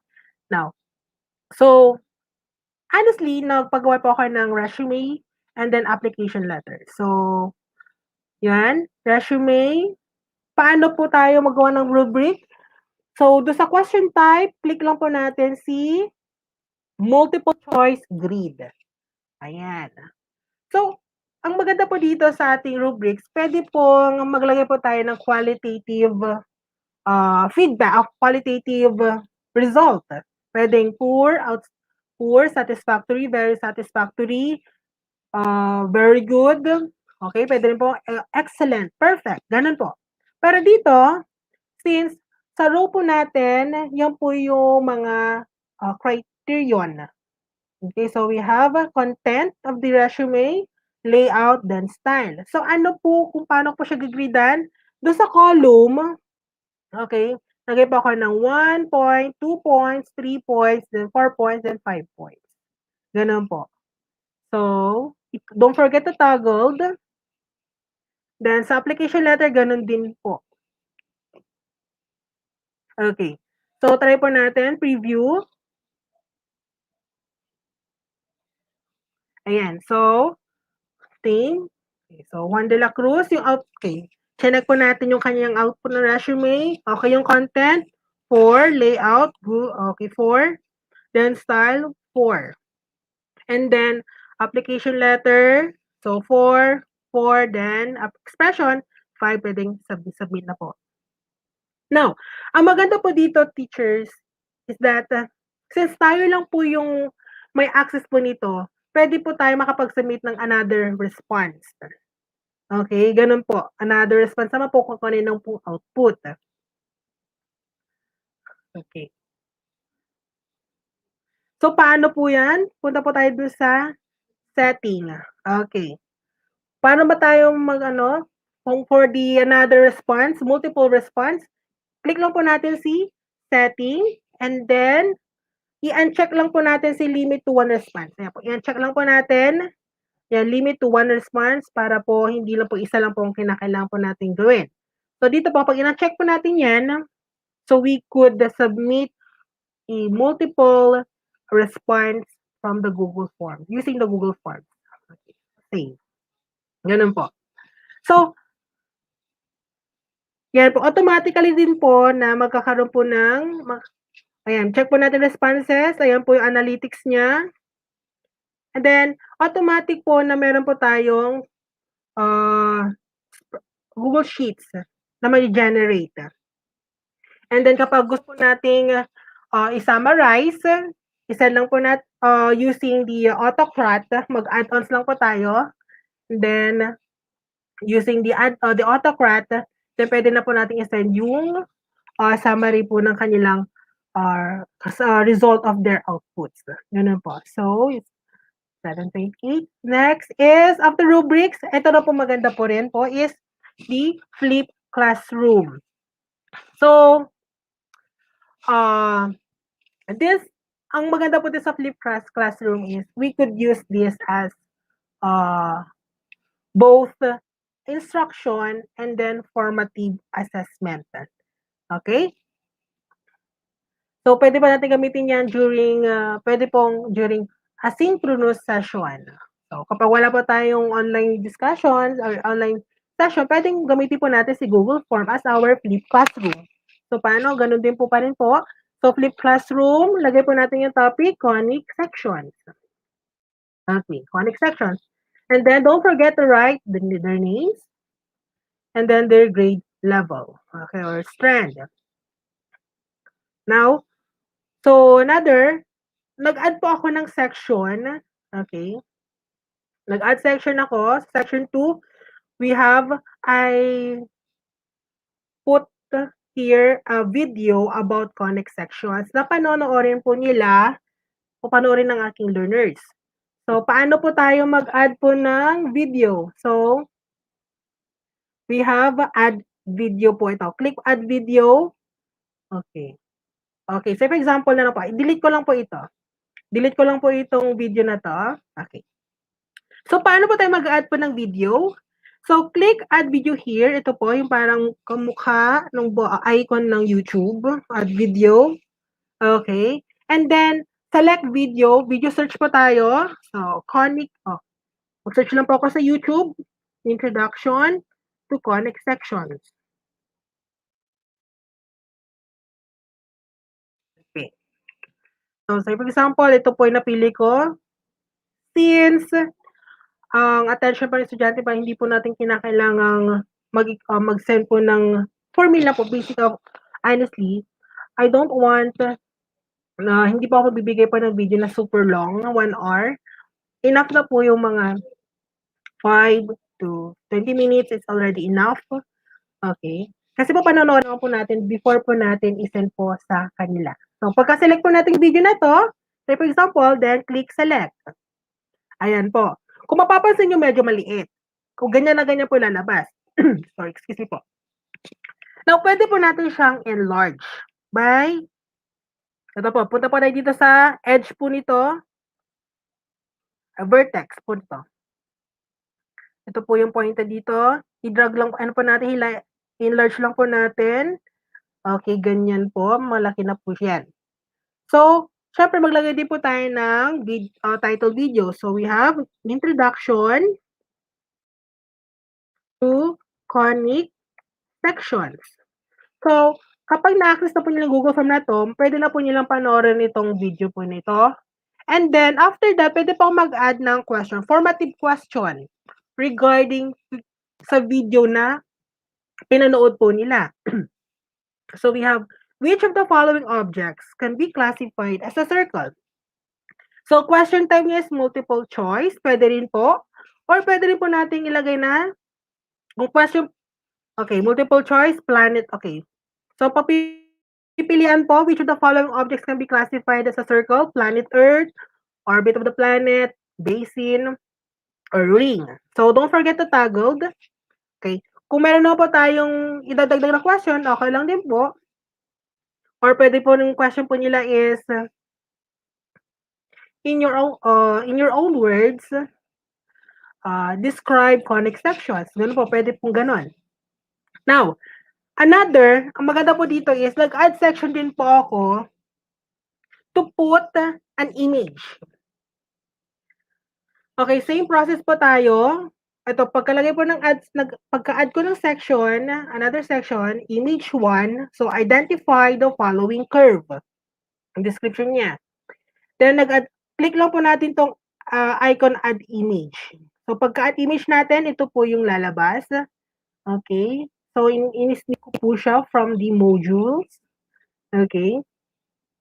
So, from that picture, I added a question regarding sa picture na nilagay ko. So, add question ko is, what curve does the image 1 represent? So, multiple choice, yan po yung circle, parabola, ellipse, and then hyperbola. And then, don't forget to toggle para required po ang estudyante po natin na sagutin. Then, another section, okay, another section po, add section po natin. So, image 2 po naman. And then, pwede po tayo mag-add ulit po ng picture. Depende po sa atin kung paano po yung outline po ng Flip Classroom po natin. Pwede pong i-convert po natin yung modules po natin into Google Forms. Pwede rin po yun, mga fellow teachers. Or pwede rin pong mag-add pa po tayo ng more videos for them to, for further information. Or pwede rin po, yung videos po natin is coming from us. Okay? So, itong sa image 2 po natin, I uploaded picture again. In-enlarge ko po siya. And then, follow-up question for formative assessment. What curve does the image 2 represent? Okay, so toggled. Okay na po. After that, let's see now sa preview icon niya. Okay, para makita po natin kung meron pa po tayong i-enhance, i-correct, or idadagdag. Or kung meron naka-omit po ba tayo ng wrong spelling. O ganun po. So dito, lagay po natin is yung name po natin. Then grade level, example, STEM. And then click next. Okay. After viewing this video, okay, natapos, say for example, natapos ko na panoorin yung video, and then meron tayong assessment, follow-up assessment here. So, which of the following objects can be classified as a circle? So, I think the ring. Okay, next. Yung image, okay. What curve does the image 1 represent? So, that is circle. Then next naman, we have what curve does the image 2 represent? So, parabola. Okay. Then, click submit. So, ganun lang po, fellow teachers, yung ating flip classroom. And, lastly po, already 7:35. So, meron po tayong, ito po yung pinaka-nagustuhan ko po sa lahat. Upon learning under the Kaagapay Teacher Support using Google Forms. Ito po yung choose your own adventure, wherein we are giving freedom to our learners which topic or which lessons they want to explore or learn. Okay. So, dito po, ganun po. So, choose your own adventure. So, exploring conic section. So, pwede po tayo malagay ng description or instruction kung ganun po ang lalagay po natin. So, don't forget to, okay, fill out their names and then grade level. So, grade level, and okay lang po kung sila na mismo mag-encode ng kanilang sorry po, grade level. And then meron po tayong question po din. Nag-add ako ng question na what do you want to explore and learn about conic sections? Okay, so dito, pipili po sila ng lesson na gusto nilang explore. Either circle, parabola, ellipse, hyperbola. Now, before that, nag-add po ako ng section for the circle. Ayan, nag-add po ako ng video. Another section for the parabola. Another section for the ellipse and then hyperbola. Lahat po yan meron pong mga videos po. And then, ngayon, ang gusto po natin is, upon answering the questions wherein they will choose which topic they want to explore, okay, automatically na ipupunta sila doon sa section na yon. So, ang ginawa ko po dito is, since ang circle, kapag clinic po nila ang circle, mapupunta sila sa circle na section. So, upon seeing that, pang section 2 yung circle, so, I click, ayun, sorry po.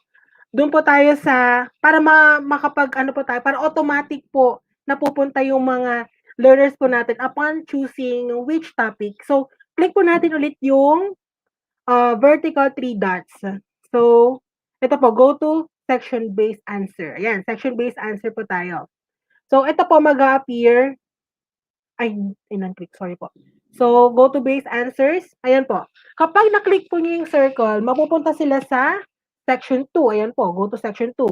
Pag click ang circle, punta sila sa section 2. And then, kapag parabola, punta sila sa section 3 ng parabola. Kapag ellipse naman, section 3 ng parabola ay ellipse, sorry. And then, same is true with the hyperbola. Section niya is section 5. Now, let's try po. Okay, preview. Ayan, I'll write my name. Grade level. Okay, STEM. And then, so, as a learner, what do I want to explore and learn about conic sections? Say, for example, one of my favorite is ellipse. So, ellipse, click natin yon. Pagka-click natin ellipse, next na po tayo doon, directly mapupunta po tayo agad sa ellipse. Ganun po. And then, from that section ng ellipse, pwede rin po tayong mag-add ng question to assess our learners if what they have learned upon watching the videos we have uploaded in the Google Forms. Ganun po. And then next, yun. O yun, ganun pong ano. Pwede rin pong gawin po natin, okay, di ba, kapag nakita po natin, mapupunta sila sa hyperbola. Pwede rin po na hanggang doon na lang. Okay, ang gagawin po natin is, what if circle lang ang gusto nila? Okay, so dapat nasa submit form na sila. Dito po sa baba, okay, after section 2, ano pong susunod? So, hanapin mo, choose po natin yung submit form po agad. Ganun po.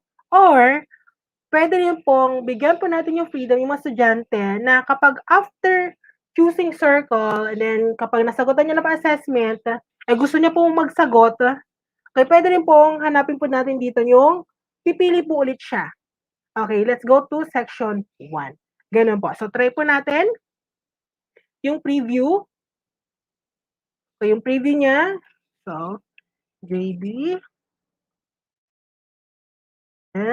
Then, kapag circle po pinili ko, next. Now, upon watching, after ko napanood yan, then nagsagot ng question, then next, dito po ulit yung pipili po ulit ako ng question. Punta po ako ng parabola, then next, parabola. Ganun po. Ganun po ang magkagandahan po ng choose your own adventure in exploring connect sections. So, I think yun na po yung pinaka-last po ng aking topic.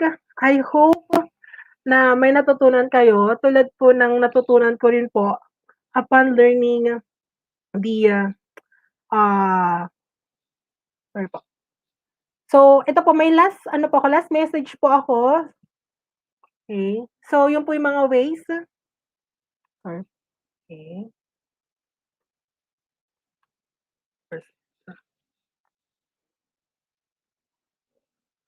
Okay. Wait lang. Okay, so let's wait.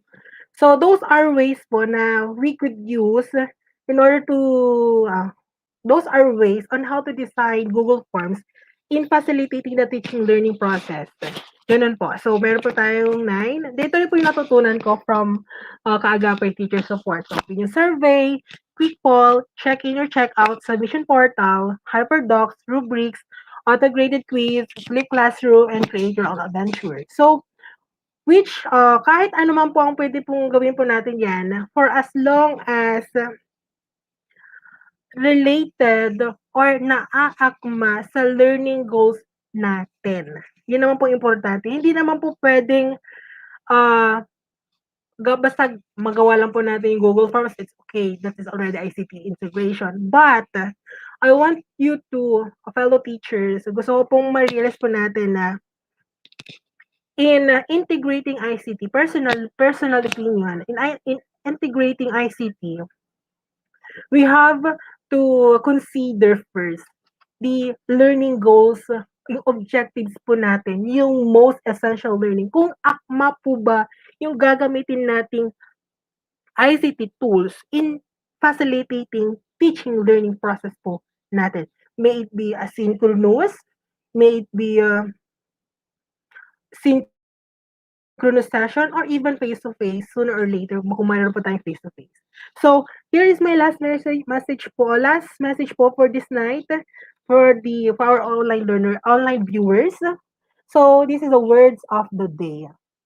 So, I want you to put in mind that whatever mode of learning delivery we will choose, the flexibility of us teachers in the teaching learning environment should still be reconsidered and given priority to attain quality of education amidst disruption.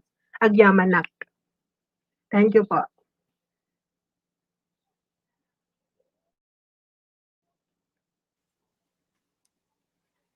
Thank you. Maraming salamat. Sir Jambi, Sir Teacher Frank. Pao, Naiiyak na. naiiyak ako sa Naiiyak na si Sir background. Frank. May papaliwanag ko kung bakit TV-eyed ako, Sir JB, no? Teacher Pao, Sir Jambi, napaka-humble nung pagkakasabi ni Teacher JB na sana may natutunan kayo. Kasi ang dami namin natutunan, no? I think the audience, no, in our live chat can agree na sobrang dami. And siguro pinakamagandang message na pinaabot ni Teacher JB ngayon is that hindi lang po pang assessment, no, si Google Forms, no. So pwede rin siya for Correct. instruction. So yun yung mga pwede natin explore. So Teacher Pao, Teacher Jambi, any comments? Open na rin natin yung ating panel kasi pababalikin na natin si Master Diony sa ating session. Ayan, hintayin ko lang mag-ayos si Master Diony kasi yan. Okay. So let's welcome Master Diony back into the stream. Maraming salamat. Ang ganda ng mga comments ng ano natin, ng audience natin. Teacher Pao, Sir Jambi, go ahead. Sige, Sir Jambi, go. Ay, ako na ba? Sige. Hindi, ako, wala kasing walang butas yung nila, walang butas yung presentations nila. Kumbaga sa walkthrough, kompleto talaga. Ang natutuwa lang ako, this whole time I'm thinking, galing sa isang dalawang beses nang dumaan sa training ni Franco kasi hindi ako nakinig ng unang beses. Ganyan. Natutuwa ako na nakikita ko yung influence ni Franco dun sa presentations nila, but at the same time, halatang-halata rin, kitang-kita mo na in-infuse nila yung sarili nilang technique, yung sarili nilang experiences. Kumbaga, alam nila na ito yung ginawa ni Sir Franco pero mas mapapaliwanag ko siya better using this. Yun yung ginawa nila. So sobrang kaya binibiro po namin si Sir Franco kanina na iiyak na yan kasi sobrang proud teacher moment talaga siya. Congratulations po sa inyong dalawa. Virtual clap. Yes. Wala kaming masabi. Actually, kung may tatanong, ang dami ng tanong sa chat box, hindi ba natin nasasagot? Ibig sabihin, ganun ka-engaged at ganun ka-powerful yung tool na our viewers really want to learn more about it. So na-open yung box na yon na of curiosity. At yun yung pinaka-importante when it comes to teaching because when you open the box of curiosity, the student never ceases to learn.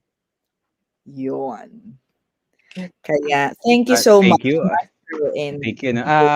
Teachers, sa audience natin, baka po meron kayong mga tanong, questions. I think we have at least 5-10 minutes to ask questions to Maestro Diony or Sir JB, no? For very specific questions that you have about Google Forms or Google Drive. So let us know in our chat box, no? Maraming salamat po sa mga comments nyo, teachers. Okay? Nakakatuwa ang mga comments, no? Umuulan ng pasasalamat, no, sa ating dalawang speakers. Okay? Sa totoo lang, sabi ko sa private chat namin tsaka sa chat ng mga administrators, what a way to end April series, no? Yung talagang ang ganda ng mga sessions, kaya I'm very proud sa lahat ng mga sessions natin all throughout. And then you end with like a really loud bang sa dulo, no, with the session of Maestro Diony and Sir JB. So sabi nga ni Teacher Jambi, I'll try to reserve, no. Hindi ako maiyak, pero it's really a proud moment. Not only because I was able to guide you, no, but it's because more of that you're now on the stage, no, to share with other people. Kasi naman, first and foremost, yung goal namin, no, na i-guide kayo not so that you learn, but so that you get to grow and guide others to do so as well. So yun talaga yung pinaka-goal namin. And alam ko naman, for example, si Maestro Diony is already there, no? Actually, mas taon na pa si Maestro Diony sa pag reach out sa mga teachers natin. Okay? And Sir JB is a very young lad, no, that's going to definitely trailblaze. Napaka-active po niyang tao na yan. Yung actually introduction ni Sir Jambi kanina was like a very restricted shortened, no, list of achievements of Sir JB, but if you see the achievements of Sir JB, sobrang very young pero still and yet very high achiever. So maraming salamat. Thank you, sir. Ako siguro Sir JB, and kasi wala tayong nakikitang questions, no. Yan. Yan, Sir Maestro Johnny, kailangan mo nang i-edit ang URL ng iyong YouTube channel kasi marami na nagtatanong. Let us, teachers, let me post that again in our live chat. Okay? I-edit na po yan ni Maestro Johnny. But again, you can always search no as a channel, Maestro Diony, for his YouTube channel. Okay? And teachers, you will not be disappointed. No? Sobrang ganda po ng mga and I'm posting right now, okay, in our chat box, teachers, okay. Natuto Can rin po go ako kay to Sir that. Johnny sa mga videos niya kasi nag-team replay din ako. Yes, okay. At saka ang dali sundan, no? Ang dali sundan ng mga videos ni Maestro Johnny pag nakita niyo, teachers, no. It's really really very easy to follow. Very very viewer friendly. Yung hindi ka mararush no pagdating sa mga ina-explain niya. Okay. Ay, Sir Jambi, ayan na, tanungin mo na si Maestro Johnny. Doon sa question natin kanina. Ay, oo nga. Maestro, Yes, kasi para malaman natin. lumabas talaga ako kanina ng bahay para pumunta ako kay Sir Franco. Kaya tanong ko, Ang layo yung, nun. Ang layo nun. ano yung- Nag-gym pa si Sir Jambi. sabi ko, ano yung application na ginagamit ni Maestro Johnny para makapag-demo siya na yung una, yung whatever you type, lumalabas kung ano yung tinatype mo. Yung ayun po. Yes po. It's Google Chrome extension. Ito po, sir. Paint on web. Ito po yung kanina, yung mga number. Pero po yung mayroon pong nakikita ko ano po yung tinatype. Apo. Ito po yung pointer focus po na it's an application. I think you go to website po, no? I type niyo po sa Google search box niyo po pointer focus, and then meron po doon i-download niyo po siya, and then pwede po na ibigay ko po kay sir meron din po ako sinundan lang na tutorial kung paano po siya gagawin, Sir Jambi. Then meron pong parang registration code po na binibigay po nila para po pag nag-pop up po yung registration, yun lang po yung ipi-paste mo po doon sa parang i-free naman po siya yung yung code. I'll be giving it to Sir Franco para po may ilagay po siguro sa video description nung video po natin ngayon, para po siya. So pointer focus po yung pangalan, sir. Pointer focus. Ayan, thank you po. Thank you, Maestro. Gagamitin ko na yan. Okay.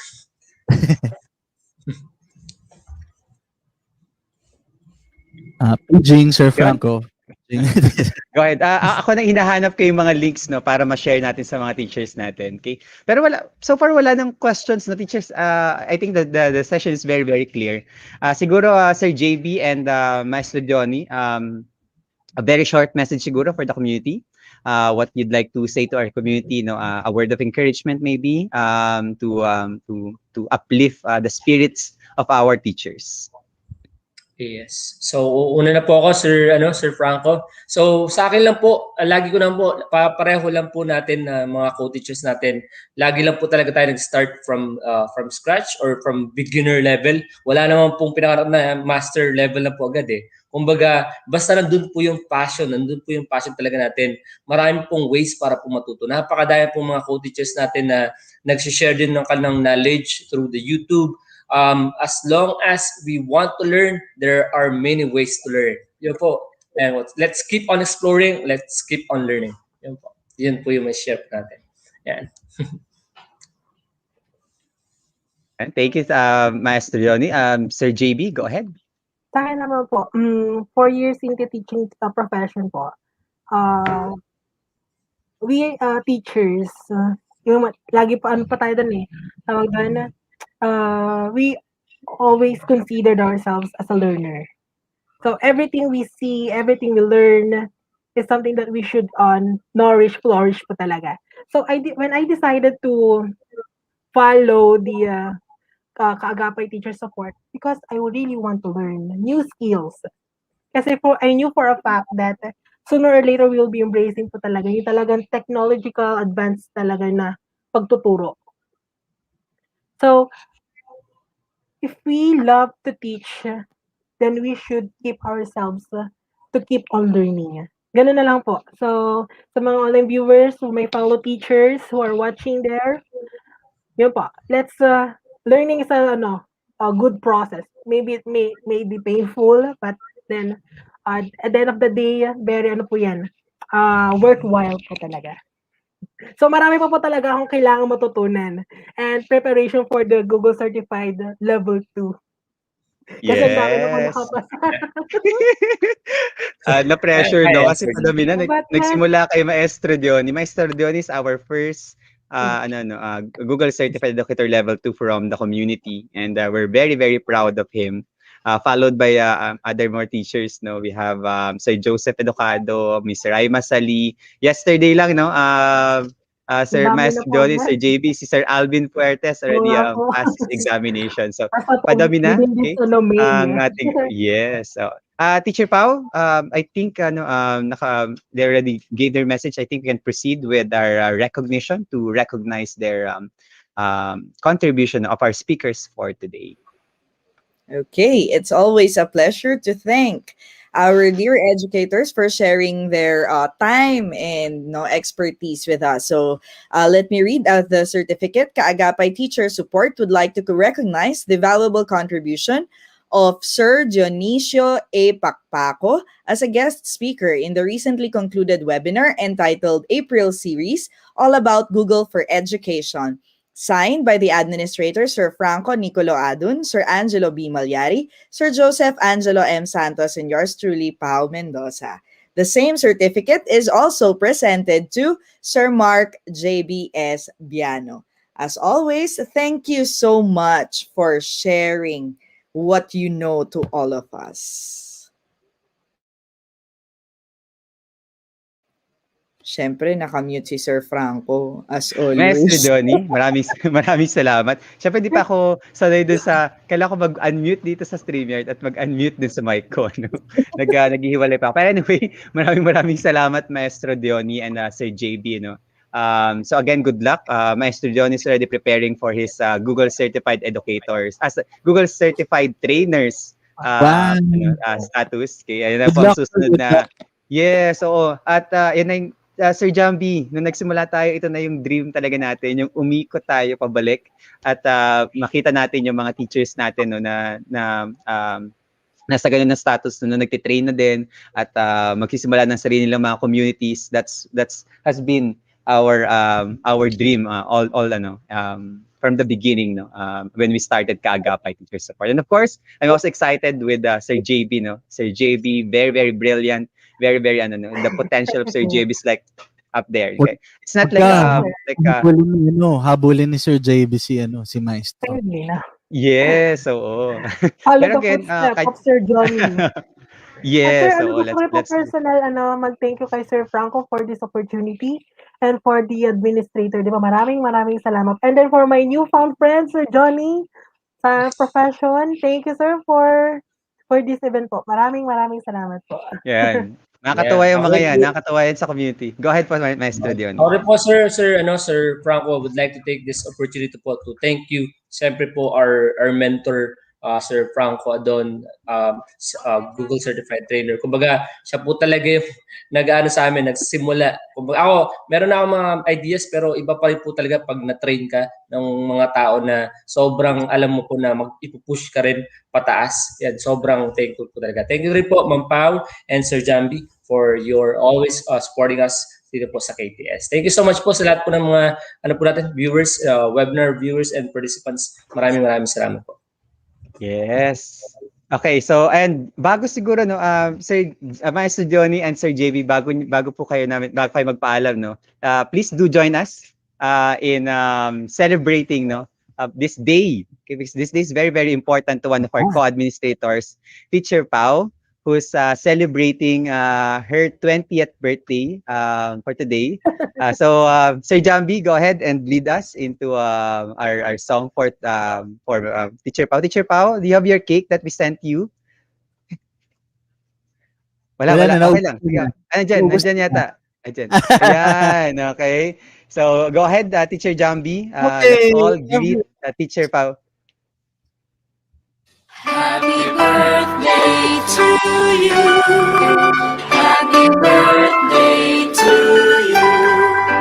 Happy birthday, happy birthday. Happy birthday to you.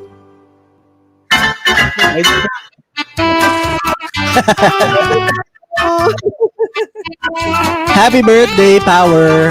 Thank you. Thank Happy birthday, Teacher Ma'am Pao. Happy birthday po. Thank Birthday you. po. Stay safe po. Yeah. Stay safe po, Sir Jambi, Ma'am Pao, Sir Franco, Sir Johnny. Stay safe po. Thank Thank you. you Maraming po, salamat. Sir Titi. Medyo kinabahan ako doon sa cake kasi nung tilt na, baka malaglag. Paano ulit? Kaya natin Yes. yan.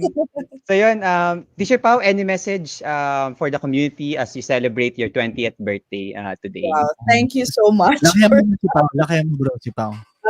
Ay, sorry. Ay, naku, may pa-focus ba? Thank you so much, no.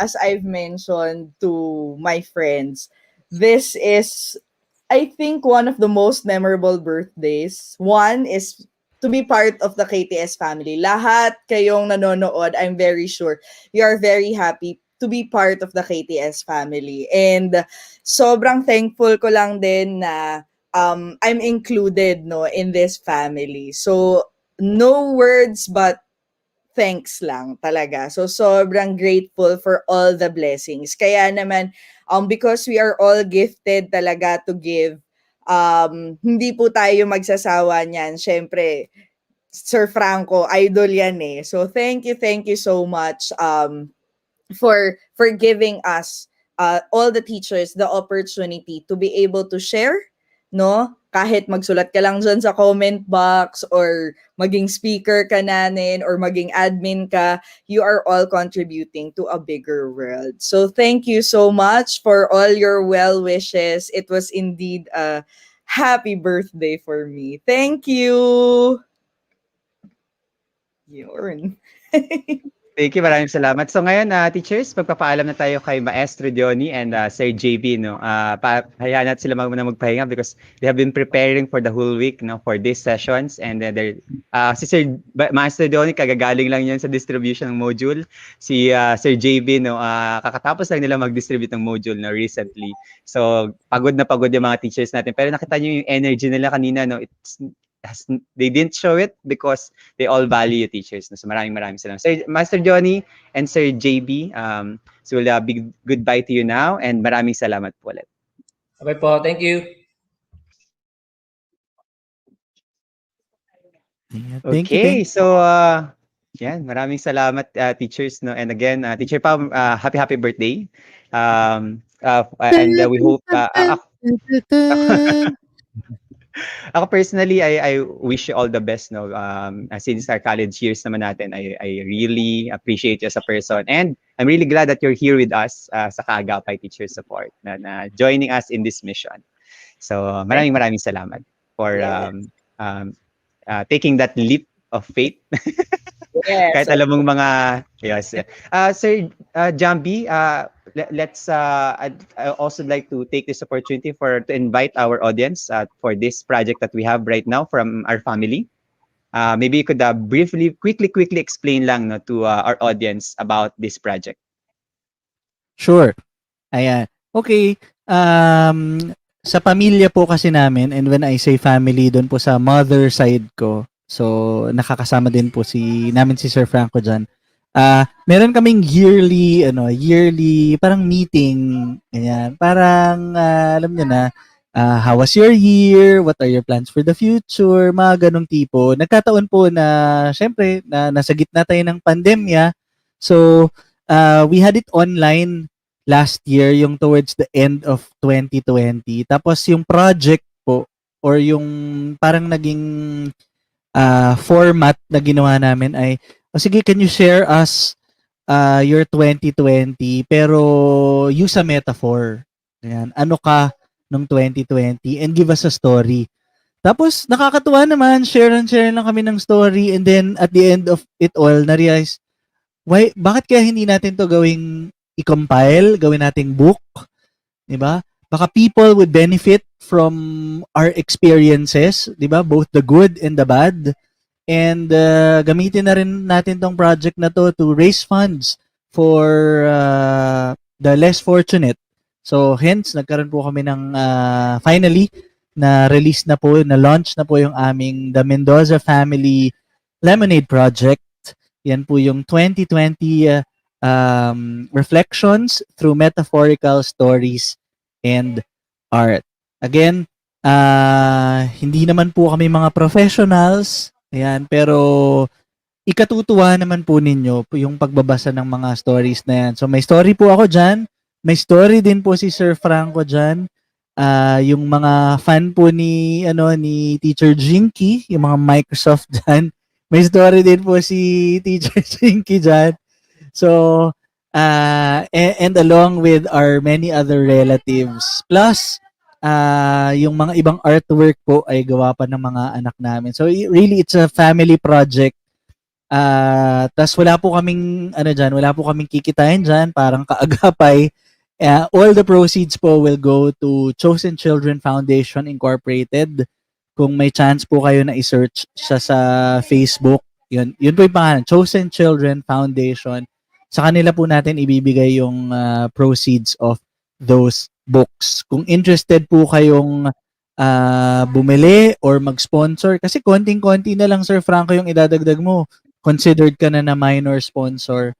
Kontakin nyo lang po si Sir Franco, or I think may post siya sa page, mag-comment lang kayo doon, and then he will contact you about it. Yes. Teachers, if you're interested, just comment on my post or message me directly. The book is 500 pesos for sponsorship. But if you'd like to just buy the book as a book as it is, it's 425. But again, we won't earn anything from this. It's all going to be donated to Chosen Children Village Foundation, Sir Jambi, for this project. So please do support us, teachers, for this one. Okay? So, teachers, para po hindi na tayo matagal, alam ko po matagal na po tayo naghihintay sa ating evaluation link. So, teachers, here's now your evaluation link that you will be using or you will use. Let me first open that now. Okay. It's now accepting, responses. Okay.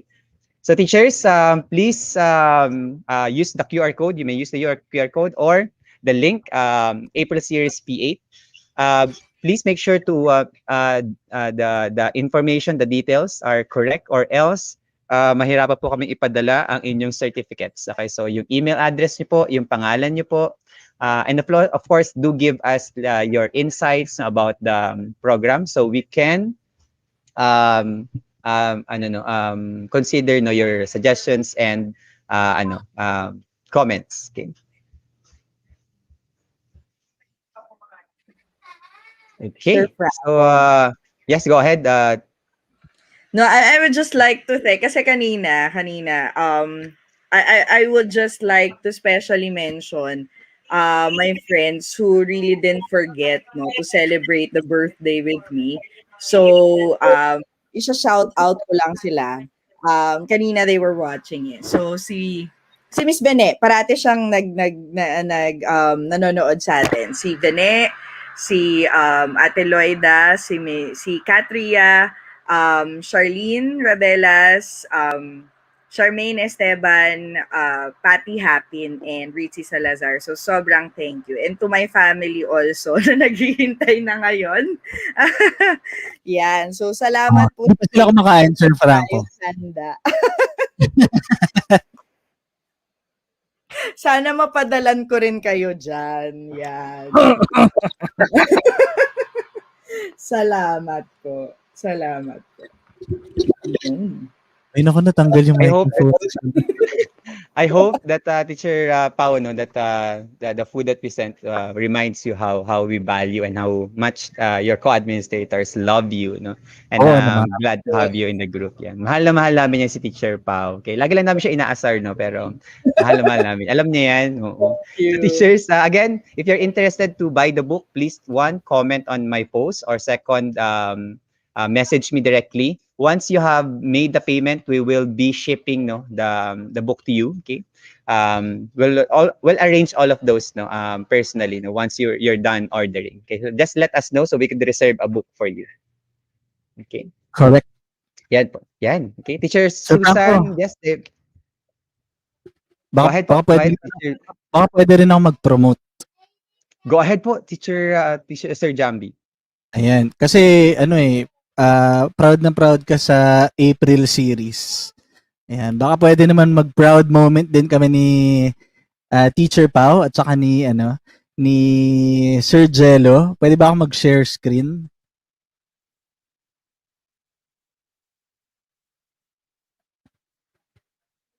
Nakamute Nakamute ka. ka, sir. We'll remove temporarily the evaluation link. We'll post it back no once after Sir Jambi posts this. Okay. Oo, Baka mabilis din sa po. video, sa stream, sa chat, baka pwedeng ma-type siguro.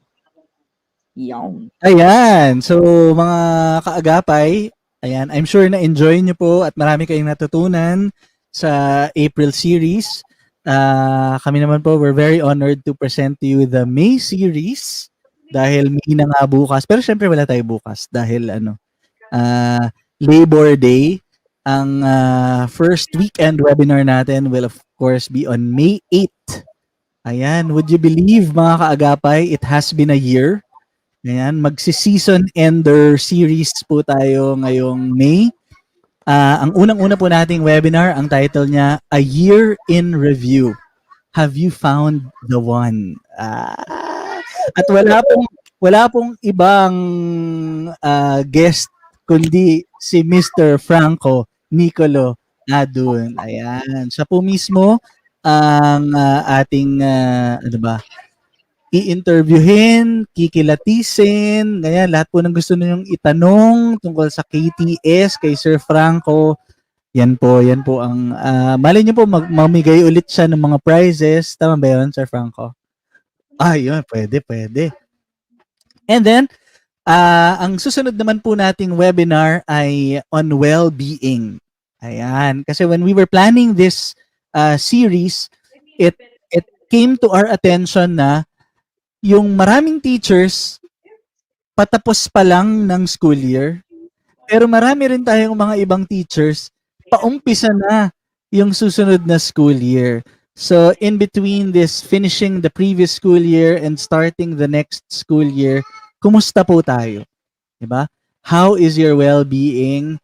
Ang title pa nga namin, Beach Ready or Dive into the New School Year Ready. Yeah, we're very, very excited because we have 3 very special speakers. One will focus on physical wellness. One will talk about art therapy, and another will talk about laughter yoga. Yan. So mga bagay po na pwede ninyong i-consider kung nahihirapan pa rin po tayong mag-manage ng stress after a year of the pandemic. And then on May 22, ayan, hiniram ko na po yung term na natutunan natin before, fail forward. Yan po yung title ng ating third webinar. It's creating an instrument for evaluating distance learning. Ayan. So, alam naman na po natin as teachers na isa sa mga pinakamahalagang aspect of the learning process, the teaching process, is evaluation. Diba? Kaya meron tayong creating an instrument for evaluating distance learning.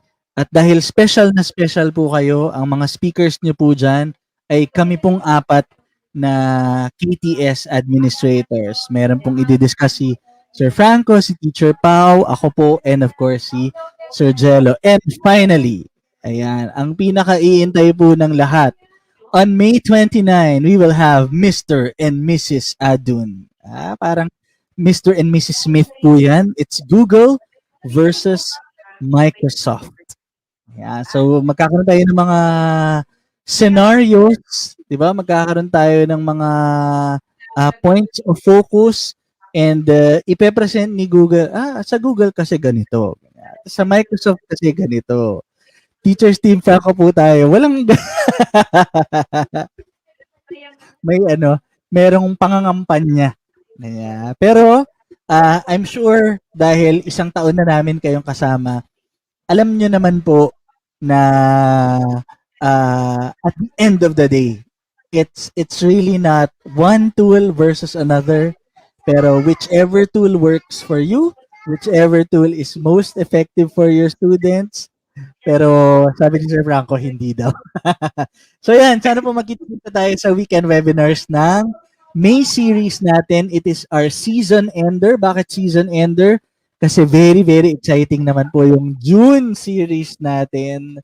We're starting the second year of the Agapay Teacher Support. Thank you, Sir Franco, for letting me share that.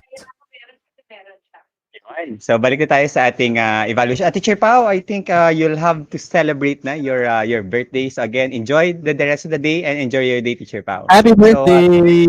Thank you, everyone. Thank you. Yan. Magpapaalam na si Teacher Pao kasi kailangan po niya mag-celebrate. Teachers, we'll leave you now with the evaluation. I think it's already working because a lot of people were already able to evaluate. Teacher Jambi, Sir Jambi, thank you. Maraming salamat. I'll see you in a while. Bye, Level up now. teachers, and have a great day. Have a great day. Ingat po.